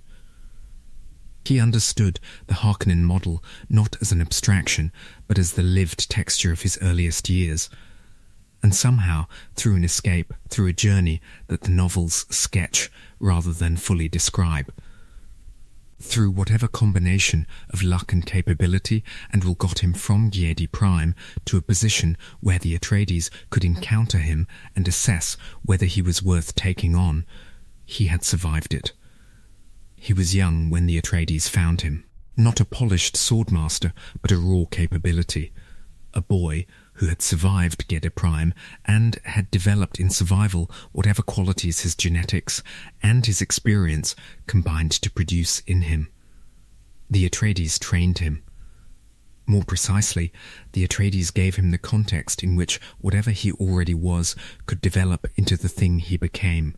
What this produced was the person who would die defending the escape route for Paul and Jessica from Arrakis, who would be recreated by the Tleilaxo and sent back as hate, and would recover his original identity under pressure, who would serve the God Emperor for centuries across successive recreations, and would eventually board the No ship in the Chapter House period as the person most.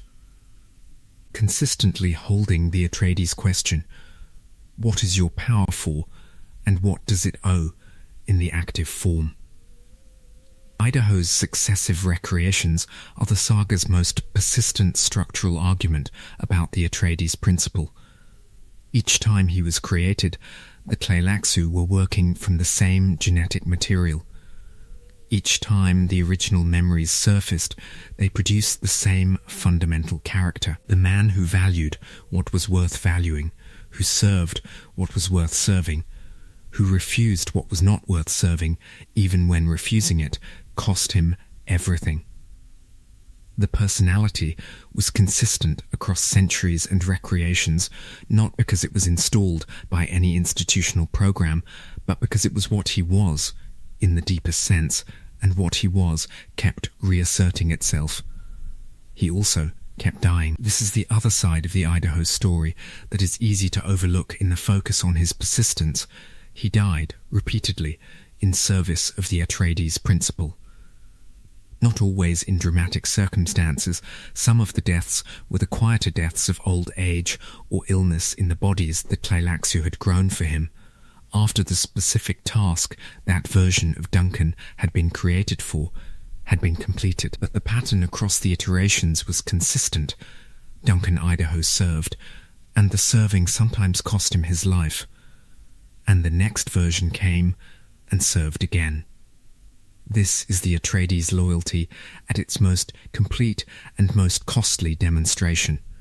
Not the loyalty that costs nothing because it's never tested. The loyalty that has been tested past the point of death and has kept reasserting itself on the other side. The specific quality of Ganimir Atreides is worth extended examination because it tends to be overshadowed by her twin's more dramatic story. She was pre-born, as Leto II was pre-born, carrying other memory from before the beginning of her individual existence. She had the Atreides faculty, the prescient capacity that ran through the family's genetics, deepened by the extraordinary spice saturation of their parents' lives. She was, in raw capability terms, the equal of her brother. What she chose to do with that capability was different from what he chose, and the difference is illuminating. Leto II chose the radical option, the sand-trout merger, the 3,000-year transformation, the God Emperor's reign. He chose it because the prescient vision showed him that it was necessary, and he accepted the necessity with full knowledge of its cost. This was genuinely brave and genuinely terrible, and required qualities that most human beings, even very capable ones, would not have been able to sustain. Ganimir chose to remain human. This was not a lesser choice. It was a different choice, one that required its own kind of courage and its own kind of sustained commitment. She navigated the extraordinary circumstances of her life, the pre-born condition, the abomination risk that the Bene Gesserit's tradition associated with it, the political situation of being the twin of the God Emperor, the grief for the family she had come from, the challenge of building a life inside all of this, with the specific Atreides quality of engaging with what was actually in front of her, rather than with what she wished were in front of her. She married Farad'n Corino. The political complexity of this marriage cannot be overstated, The Carino family was the house that had, in the person of Emperor Shaddam IV, arranged the destruction of House Atreides in the generation before her parents were born. Her father Paul had overthrown the Carino emperor and taken his throne. The house that had murdered her grandfather was the house she was entering through marriage to its grandson. This was a political act, the consolidation of competing claims, the management of an opposition that remained potentially powerful even in defeat, and it was also, in ways that the political framing did not fully capture, a genuine personal decision made by a person who had assessed what the situation required and had determined that this was what it required. Ganima did not marry Farad out of simple political calculation. She married him in the understanding that the Atreides principle, applied to the situation she was actually in, required the dissolution of enmity where dissolution was possible. She governed, in the practical sense of administering what needed to be administered, while the God Emperor pursued the 3,000-year project that had removed him from ordinary human governance. She did this not with the prescient faculty's absolute view of what was going to happen, but with the more ordinary intelligence of a person who understood political reality well enough to navigate it competently. The Atreides principle, operating at human scale, producing human-scale governance. The historical record of her governance suggests that she was good at it, that the Atreides quality produced in her exactly the kind of governance it had always produced when it operated at its best. Not dramatic, not mythological, simply genuinely competent at the actual relationship between governing and the governed, which was the most basic Atreides claim and also the least glamorous one. She was the continuity. While Leto II was doing what Leto II was doing, something that exceeded the categories of governance into something else, something that would eventually require new categories to describe. Ganima was holding the human scale thread of what the Atreides had been, carrying it through the extraordinary circumstances of the God Emperor period in a form that remained recognizable as the thing it had always been. The political structures that the God Emperor maintained across 3,500 years were deliberately designed to create the conditions for their own end. This is a political paradox that has no good historical parallel. Rulers generally design their governance to perpetuate itself, to build in the institutional momentum, the administrative continuity, the economic dependencies and military capacities that make the system self-sustaining, beyond the specific tenure of the ruler who designed it. The God Emperor's governance was also self-sustaining across his tenure, but it was self-sustaining toward an endpoint that he had identified at the beginning and had not allowed himself to lose sight of across 3,000 years of the constant pressure toward institutional self-perpetuation that every administrative apparatus exerts on the people who run it. He suppressed the development of new prescient individuals. This required the management of spice distribution, the specific quantities available to the institutions and individuals who might otherwise have developed the prescient faculty to levels that would have represented competition for the God Emperor's own prescient access to the probability space.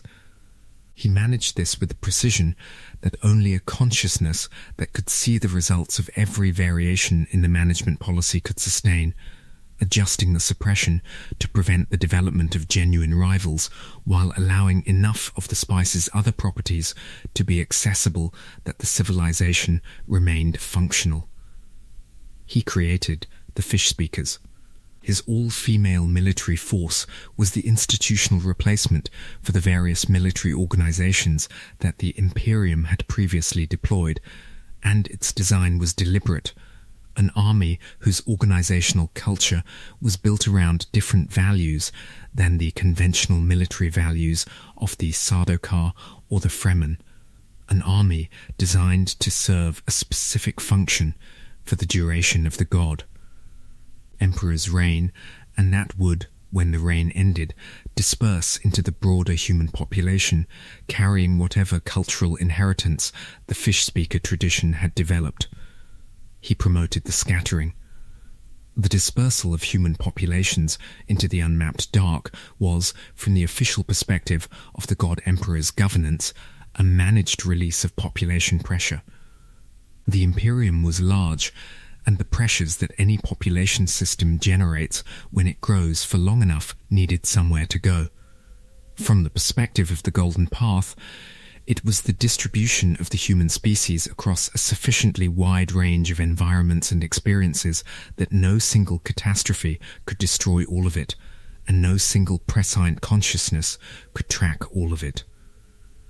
And the species had the genuine adaptive diversity that the prescient trap had been systematically eliminating. The honoured matres were the unintended consequence of the scattering, unintended in the sense that the God Emperor could not have predicted their specific form, could not have seen with complete clarity what the uncharted dark would do to the populations who went into it. He could see that something would come back, that the something would be changed by what it had encountered, that the changed something would represent both a threat and an opportunity for what the known universe had become during his reign. The specific form, the honoured mattress's particular combination of enhanced capability, traumatized violence, and institutional domination, was genuinely outside what his prescient faculty could have resolved in specific detail. This was, in its way, evidence that the Golden Path was working. The territory beyond the prescient sight was producing genuine surprises, genuine novelties that had to be responded to with genuine intelligence rather than with the execution of a plan that had already accounted for them. The honoured matres were unpredictable, and their unpredictability was the property the Golden Path had been designed to restore to human history. The God Emperor died on schedule. This is perhaps the strangest sentence in the history of historical assessment, but it captures something real. He had known, for centuries before the death, when and how the death would occur. He had arranged his affairs accordingly. He had given what instructions could be given to the people who would have to continue the project without him. He had placed Siona in the position she needed to be in, and Duncan Idaho in the position he needed to be in, and had managed the political situation to the point at which his removal from it would produce the consequences that the Golden Path required. And then he fell into the river, or was pushed into the river, or both of these things happened in the designed way, and the river killed him the way water kills sandworms. The specific biological incompatibility between the worm biology he had been progressively becoming and the water that the sand trout had been sealing away from that biology for millions of years. He dissolved. The sand trout that had been integrated with him for 3,000 years dispersed back into the ecology, the pearls of awareness, the biological trace of 3,000 years of a human consciousness existing inside worm biology, distributed through the next generation of sandworms. And the Imperium was suddenly without a ruler for the first time in 3,500 years, and the chaos that followed was the chaos that the God Emperor had calculated was necessary, and was less than the chaos that would have followed the alternative trajectories that the prescient faculty had shown him. The Bene Gesserit of the Heretics period were operating in an environment that their institutional traditions had not quite prepared them for, and the Dawi Odrade story is the story of an institution trying to catch up with what its own history had produced. Odrade was an Atreides descendant through the Bene Gesserit's breeding program. The sisterhood had managed the Atreides genetic material carefully across the centuries since Ganima, preserving and propagating the specific qualities that the line had demonstrated. She carried the qualities in a form appropriate to the Bene Gesserit context, somewhat more practiced at the institutional caution and institutional secrecy that the sisterhood required, somewhat less inclined toward the kind of radical honesty that the original Atreides had deployed, but retaining at the core the principle that gave the name its weight. Her relationship with the Honored Matras was the central challenge of her tenure as Mother Superior of the Bene Gesserit, and she navigated it with the specific intelligence of someone who could see, more clearly than most of the people around her, that the conventional responses were insufficient. The conventional response to the Honored Matras was military resistance. This was the institutional reflex of an organization under existential threat. When something is trying to destroy you, you fight it. The Bene Gesserit had the capability to fight. Centuries of accumulated techniques, trained adepts, political connections, and the resources that the Sisterhood's management of human affairs had given it. The military option was available. Odrade saw that the military option, even if it succeeded, would not produce the outcome the Golden Path required. Defeating the Honored Matras in a conventional military sense would leave the Honored Matras existing as a defeated force. Resentful, capable of regeneration, positioned to reconstitute and threaten again at whatever point the Bene Gesserit's capacity to project force diminished. It would also leave the Bene Gesserit as the military victors in a conflict that had cost them their best people and their most significant resources, which was not a foundation for the work that actually needed to be done. What she saw instead was the possibility of transformation. The Honored Matras had come from the Bene Gesserit's own historical context, had gone out in the scattering as human beings who had been shaped by the same civilizational forces that had shaped the known universe, and had returned changed by what they had encountered. The change was not simple damage. It was the development of genuine capabilities that the known universe had not produced, combined with genuine trauma that had distorted those capabilities in directions that made them threatening rather than productive. What if the capabilities could be retained and the trauma addressed?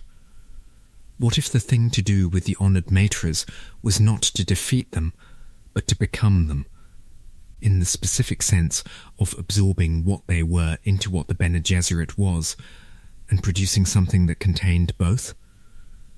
This was not a comfortable idea. The Bene Gesserit's identity was built on the specific tradition that the Sisterhood had maintained across millennia, and absorbing the Honored Matras threatened to dilute or transform that tradition in ways that the institutional instinct resisted. But Odrade had the Atreides quality of telling the truth about what the situation actually required. And what the situation required was not institutional comfort. It was the willingness to change in order to survive, in ways that preserved what was worth preserving and let go of what had been protecting the institution rather than the principle the institution was supposed to serve. She died for this. Not incidentally, not as a side effect of the negotiations she was conducting, but as a deliberate sacrifice, walking into the meeting with the Honored Matras's leader, knowing that she was not walking out, that her death was the mechanism by which the other memory she carried would be transferred to Mubella, who was positioned to be the bridge between the two traditions. The Atreides principle in its most complete form, using yourself as an instrument of the thing you believe in, without demanding that the instrument survive the use. What Frank Herbert built across 6 novels and what he left unfinished in the 7th is, among many other things, a sustained meditation on what governance actually requires, not what it claims to require, what it actually requires. It claims to require strength, and strength matters, is real, is not to be dismissed. But strength in service of what? The strongest governance in the saga is the God Emperor's, which was strong enough to manage the entire known civilization across 3,000 years, and which was in the service of producing a future that the strength of its present would eventually dissolve into. It claims to require vision, and vision matters is essential, cannot be replaced by mere competence at managing the immediate. But vision of what? Paul's prescient vision was the most complete in human history, and he used it to navigate toward the least bad available future, and the least bad available future cost 61 billion lives. It claims to require loyalty, and loyalty matters, is the Atreides' particular genius and their particular legacy. But the loyalty that the saga values is not the loyalty of the compelled, but the loyalty of the freely given, and the freely given loyalty is given to something, and the something it is given to must be worth the giving. What must the something be for the loyalty to be worth giving? This is the Atreides question in its most fundamental form. The house spent 26 generations on Caladan working out a partial answer. An answer that produced genuine loyalty by being genuinely worth it, that governed as though the governed were real because they were real, that told the truth about what power cost because the truth was owed. And then it spent the rest of its existence in the saga testing whether that partial answer could survive the escalating demands of the situations it was embedded in, whether the principle scaled, whether what worked for governing a wet green planet at the margins of a civilization would still mean something when it was carried into the most hostile political environment in the known universe, or into the desert with 2 refugees, or onto the throne of the known universe, or into a body that was becoming a sandworm over 3,000 years, or into the institutional crisis of the Bene Gesserit as it confronted the aftermath of the scattering. The answer the saga provides is not a triumphant yes. It is something more complicated, the principle scaled, but the scaling cost everything. What worked for Caladan required, at the civilizational scale, the God Emperor's entire 3,000-year existence. What worked for the Atreides household required the destruction of the Atreides household. The principle was real, and the reality of it came at exactly the price that power always charges for anything genuinely worth having: the willingness to lose everything in pursuit of it, and to keep pursuing it after the losing.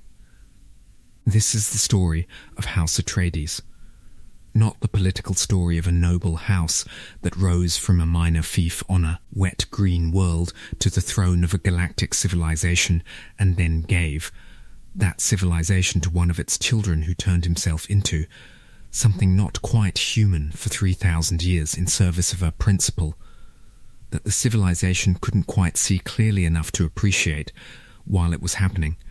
Or rather, that is also the story. But it is not the whole story or the most important story. The most important story is the principle and what it cost to hold it, and what it produced over the generations and millennia that held it. The Atreides are gone, in any genealogical sense, by the Chapter House period. The bloodline is dispersed through the Bene Gesserit's breeding records and through the broader human population. No longer identifiable as the specific thing that once answered to the green and black banner and flew the hawk and claimed the motto. What is not gone is the question, which is perhaps exactly what genuine principles produce when they are held long enough and tested hard enough. Not a closed answer, not a final resolution, but a question that keeps being the right question to ask, that keeps revealing itself as the question that needs to be asked whenever power is being exercised, that keeps being answered imperfectly and being asked again. What is your power for? What does it owe? What will you not do to preserve it?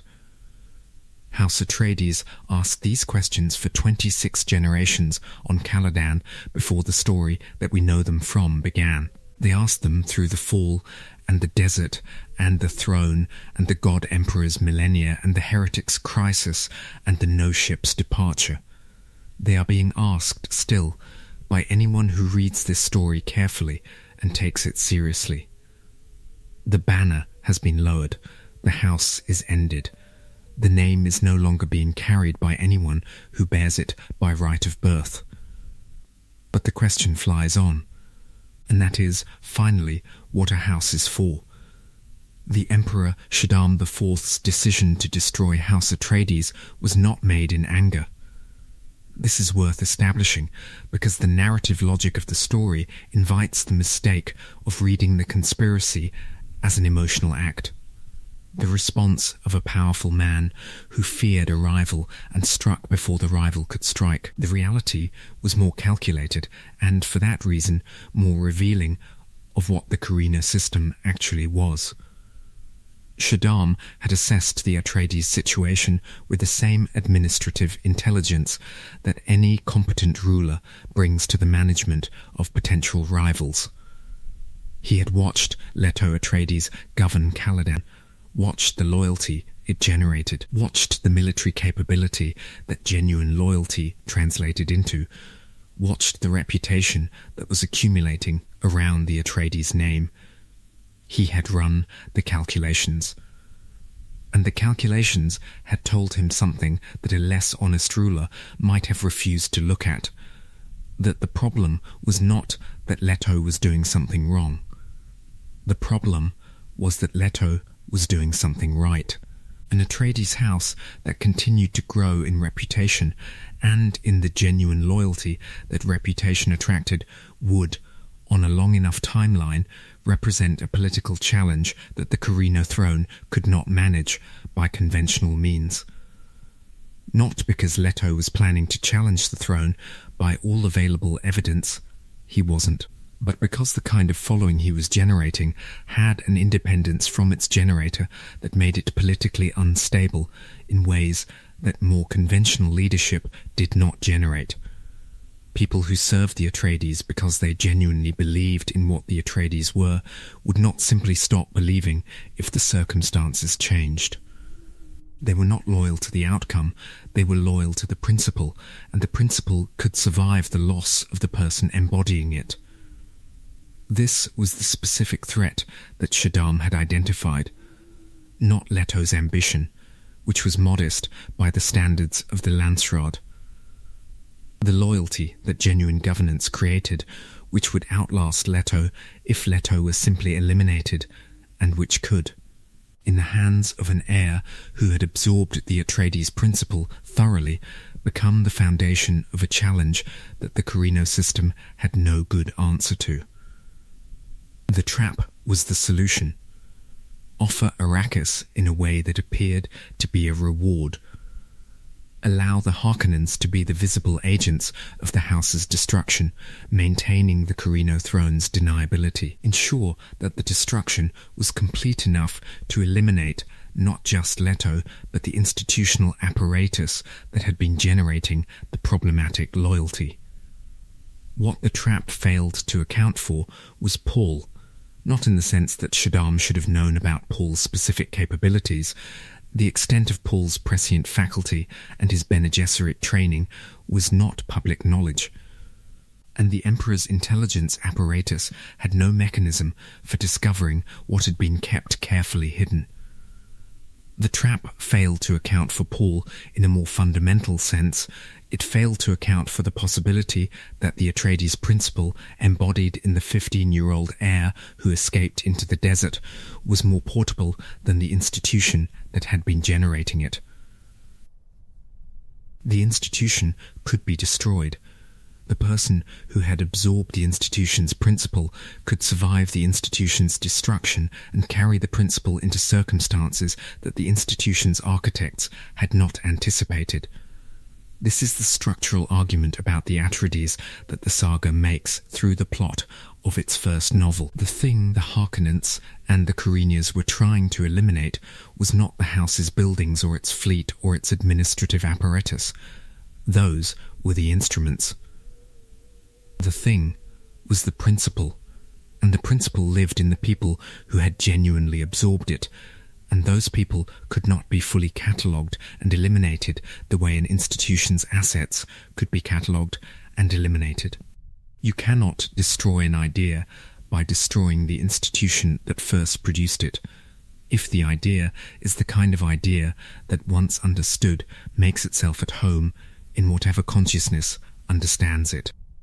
The court of Muad'Dib in the 12 years of Paul's reign is worth examining in more detail than the broad political analysis provides, because the texture of daily life in the Atreides' most extraordinary household reveals things about what the principle looked like when it was operating under conditions of maximum stress. The household was simultaneously the Fremen Sietch it had grown from, in the sense that the people Paul trusted most were Fremen, that the cultural practices of the court had absorbed Fremen traditions, that the relationship between the emperor and his closest advisors carried the desert's specific quality of directness and mutual reliance, and the court of a galactic emperor, which meant it was also the political center of the known universe, the place to which ambassadors and guild representatives and Bene Gesserit agents and Landsraad delegations and every other form of institutional actor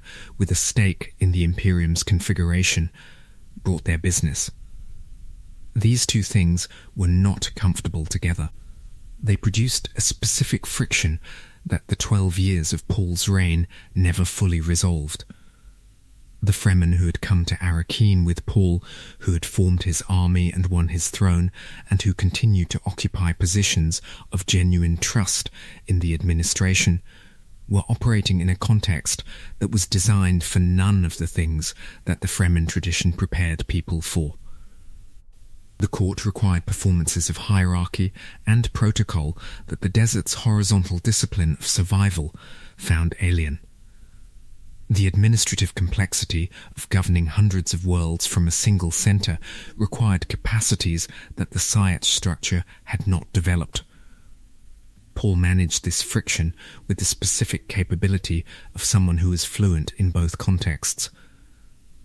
He was Fremen in the ways that the desert had made him Fremen, and he was ducal in the ways that Caladan had made him ducal, and he could move between the registers as the situation required. What he couldn't do was reconcile them, couldn't make the court comfortable for the Fremen who felt displaced in it, or make the Fremen culture's directness comfortable for the institutional actors who required more elaborate forms.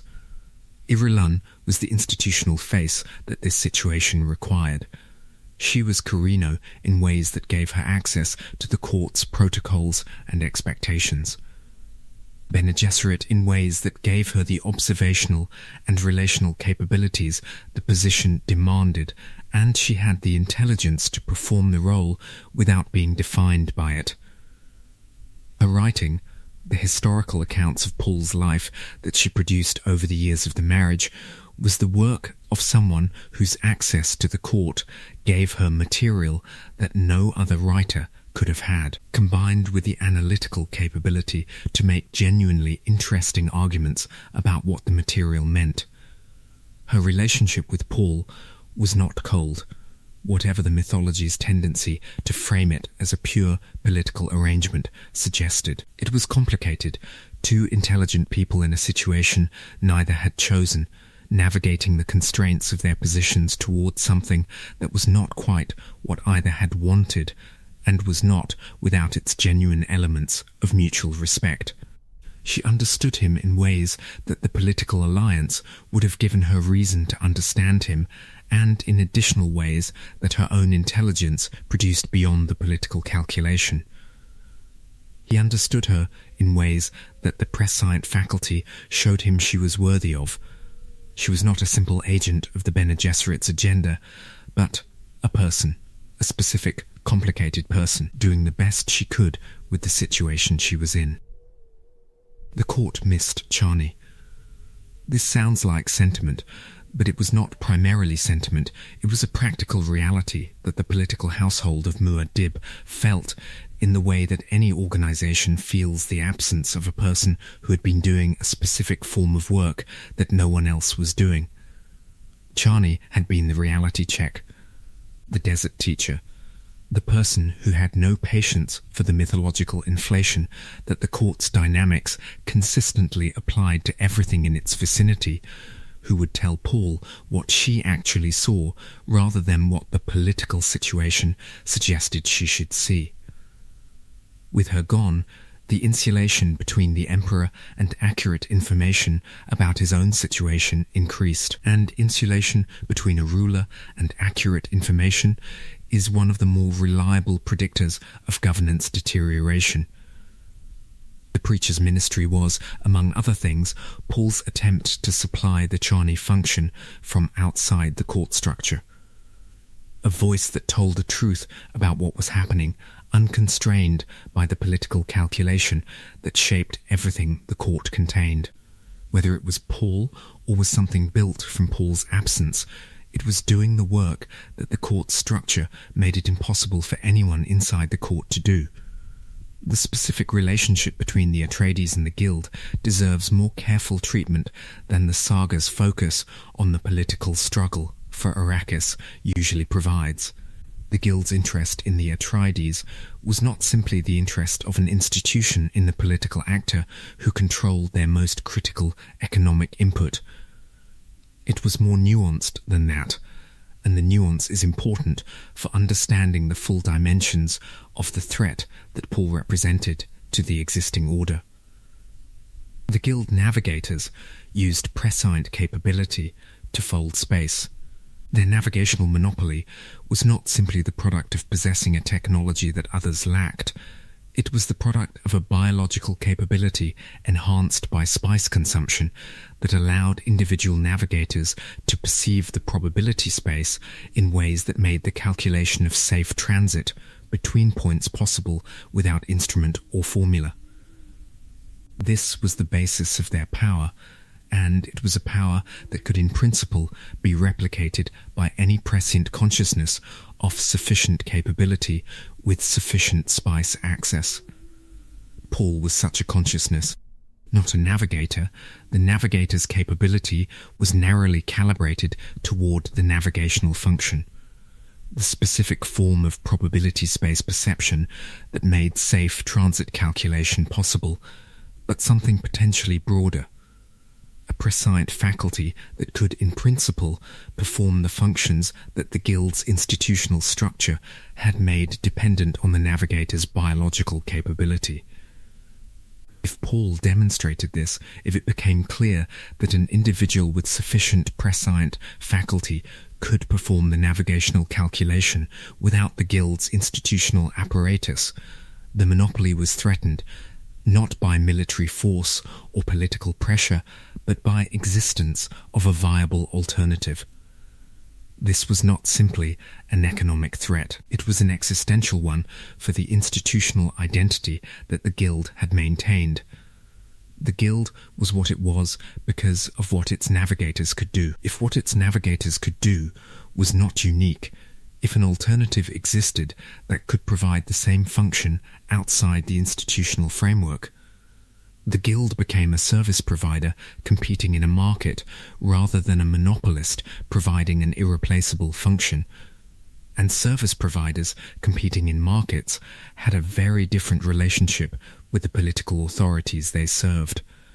Paul understood this. His use of the threat to destroy the spice during his confrontation with the Emperor was partly military leverage, and partly the demonstration that he understood the Guild's position well enough to use it. That he knew the Guild needed the spice as much as anyone else, and that a prescient consciousness who was willing to destroy the spice's source was a consciousness who was not constrained by the same dependencies that constrained the Guild. The Guild's participation in the conspiracy against Paul in the Dune Messiah period was the institutional response to this threat.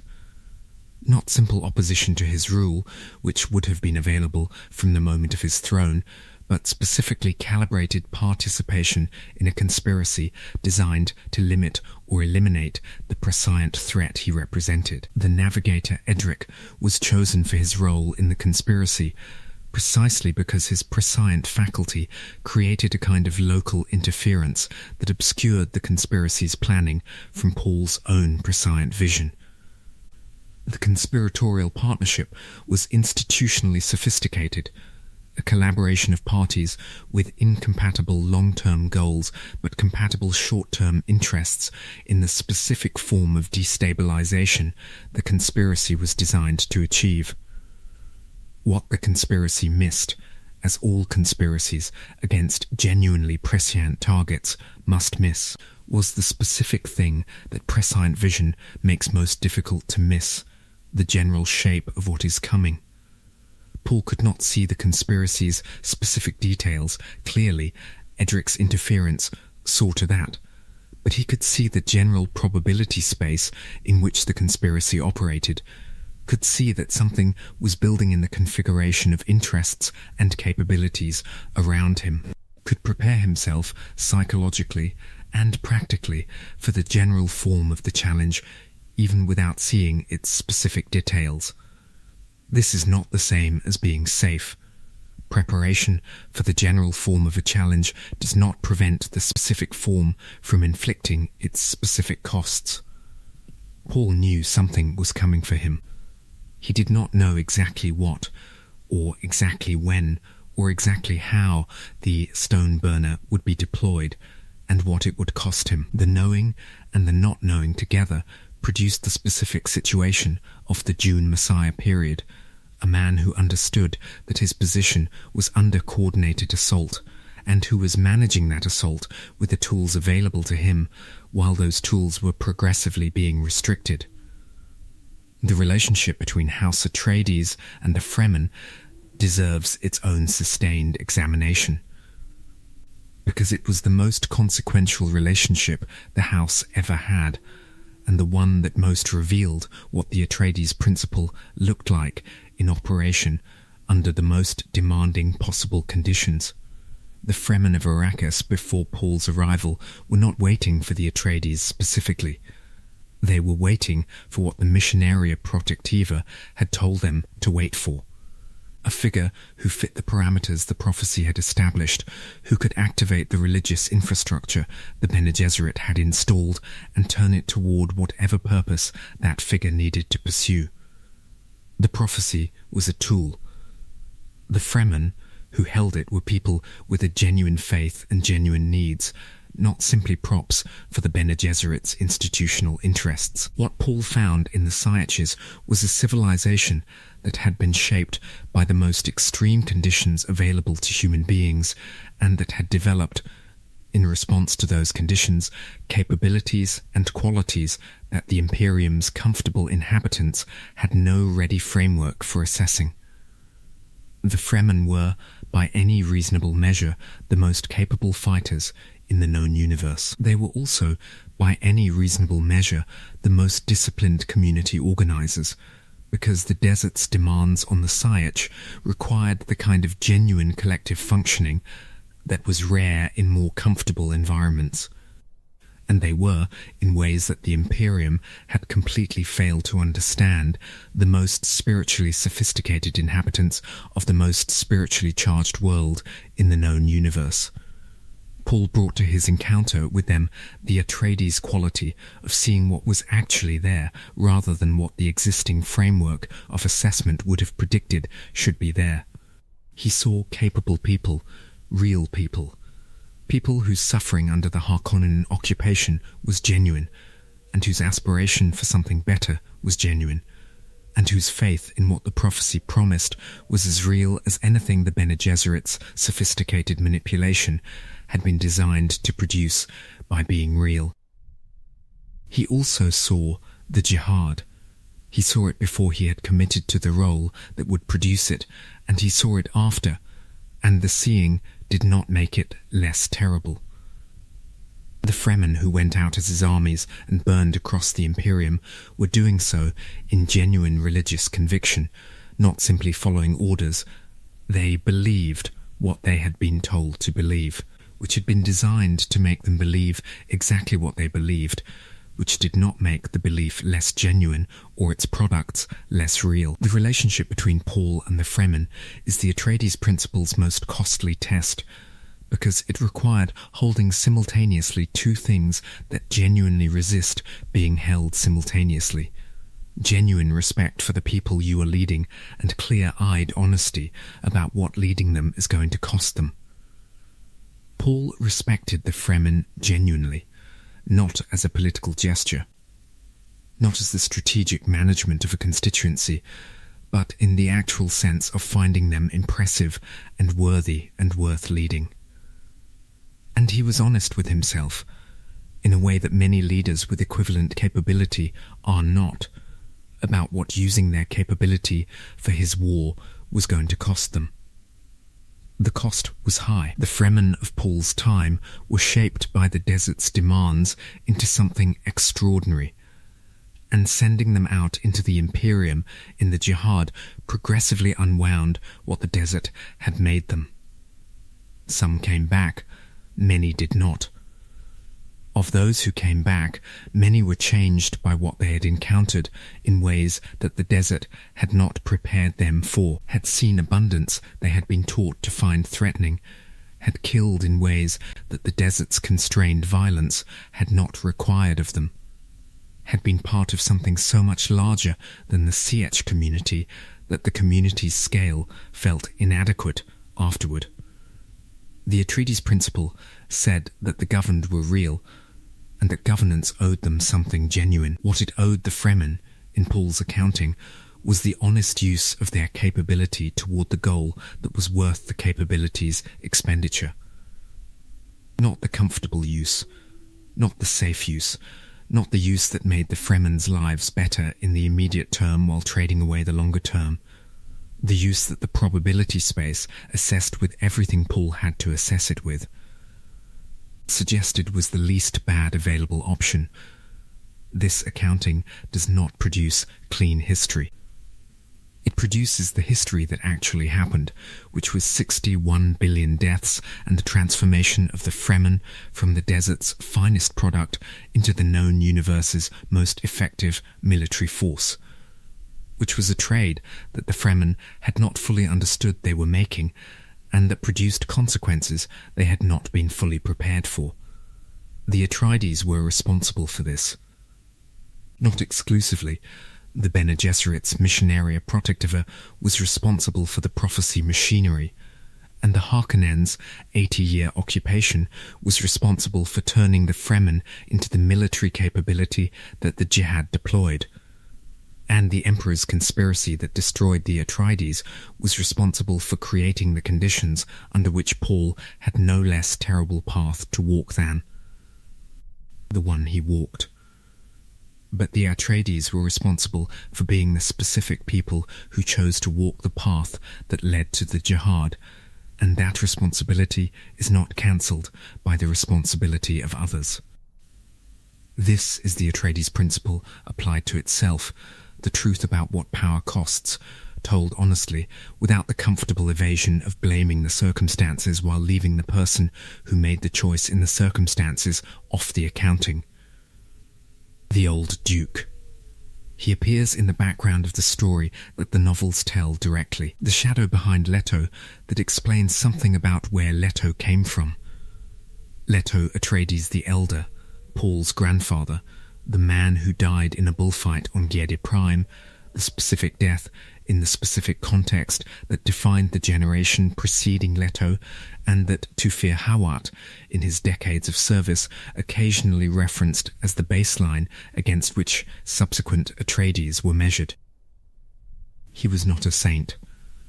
The historical record that can be reconstructed from references in the text suggests a man of similar quality to his son, but operating in a slightly different key, more inclined to the dramatic gesture, more comfortable with the specific form of aristocratic display that the Landsraad culture encouraged, more willing to perform the peacock display of noble power that his son would practice more quietly.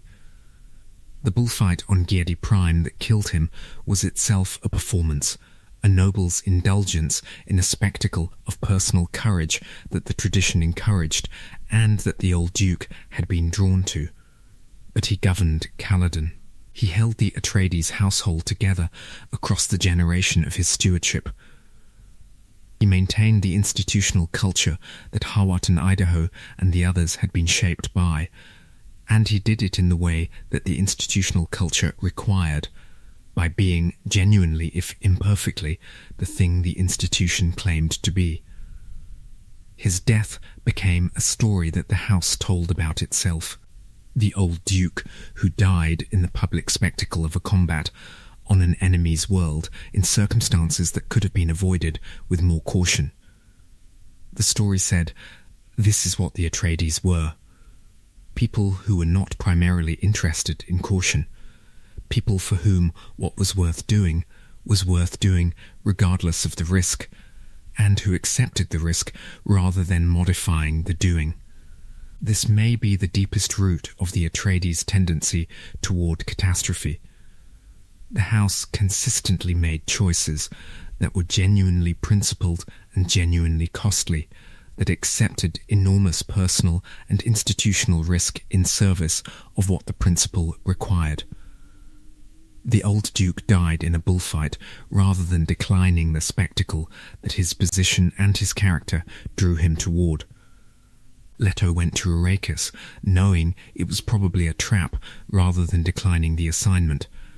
Paul chose to become Muad'Dib, knowing what it would cost, rather than finding the path of lesser destruction.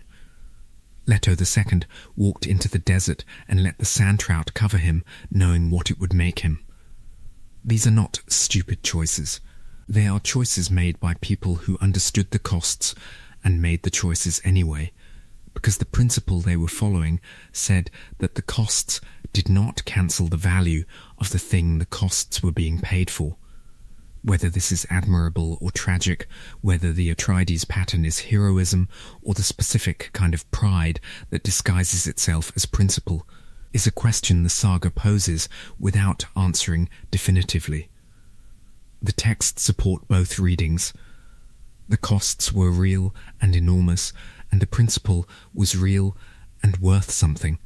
And what the relationship between those two facts adds up to is the question that the Atreides story keeps returning to without the comfort of a final verdict. What remains of House Atreides at the end of the saga that Herbert completed is the question and the people carrying it. Duncan Idaho on the No ship. Shiana, who carries the biological capability that the God Emperor's breeding program produced, and the Fremen relationship with the worm that the burning of Arrakis threatened to end. The Bene Gesserit, who survived the Chapter House crisis, and who are in the reformed institution that Mabella is creating in the merger of Bene Gesserit and Honored Matris, beginning to embody a different relationship between institutional power and the people it claims to serve. The broader human population, scattered across the uncharted dark, carrying Siona's genetic legacy of prescient invisibility into futures that no prescient sight can map. These are not the Atreides. They are not carrying the name or the banner or the hawk and motto.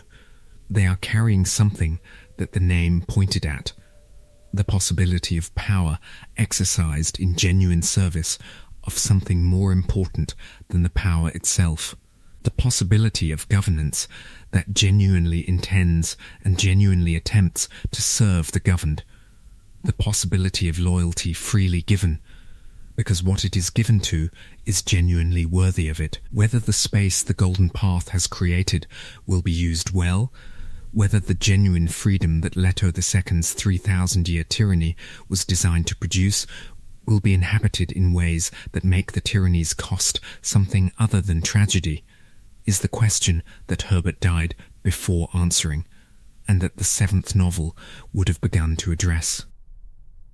The not answering is also an Atreides act in a way. The Atreides never promised that the principle would produce good outcomes. They promised that the principle was the right principle, and they paid for the promise, and they left the outcomes to whatever the principle, carried by free people into a genuinely free future, would produce. We will be recognized. The recognition is ongoing. It lives in the reading of these novels by people who find in them something worth the recognition. It lives in the question that keeps presenting itself to anyone who has encountered the Atreides story carefully. What is your power for? Not theirs. Yours, whoever you are, whatever authority you have over whatever domain you occupy. From the smallest management of a small situation to the largest administration of anything larger. What is your power for? What does it owe? What will you not do to preserve it? The question has been asked since before Caladan. It will be asked after whatever comes next. The House Atreides was one of the forms in which it was asked across one span of the universe's history, and the asking matters independent of whether the answers were sufficient, because the asking is what keeps the question alive, and the question being alive is the condition under which it can eventually be answered well. The banner has been lowered. The house is ended. The name is dispersed. The question continues. And the question is the house.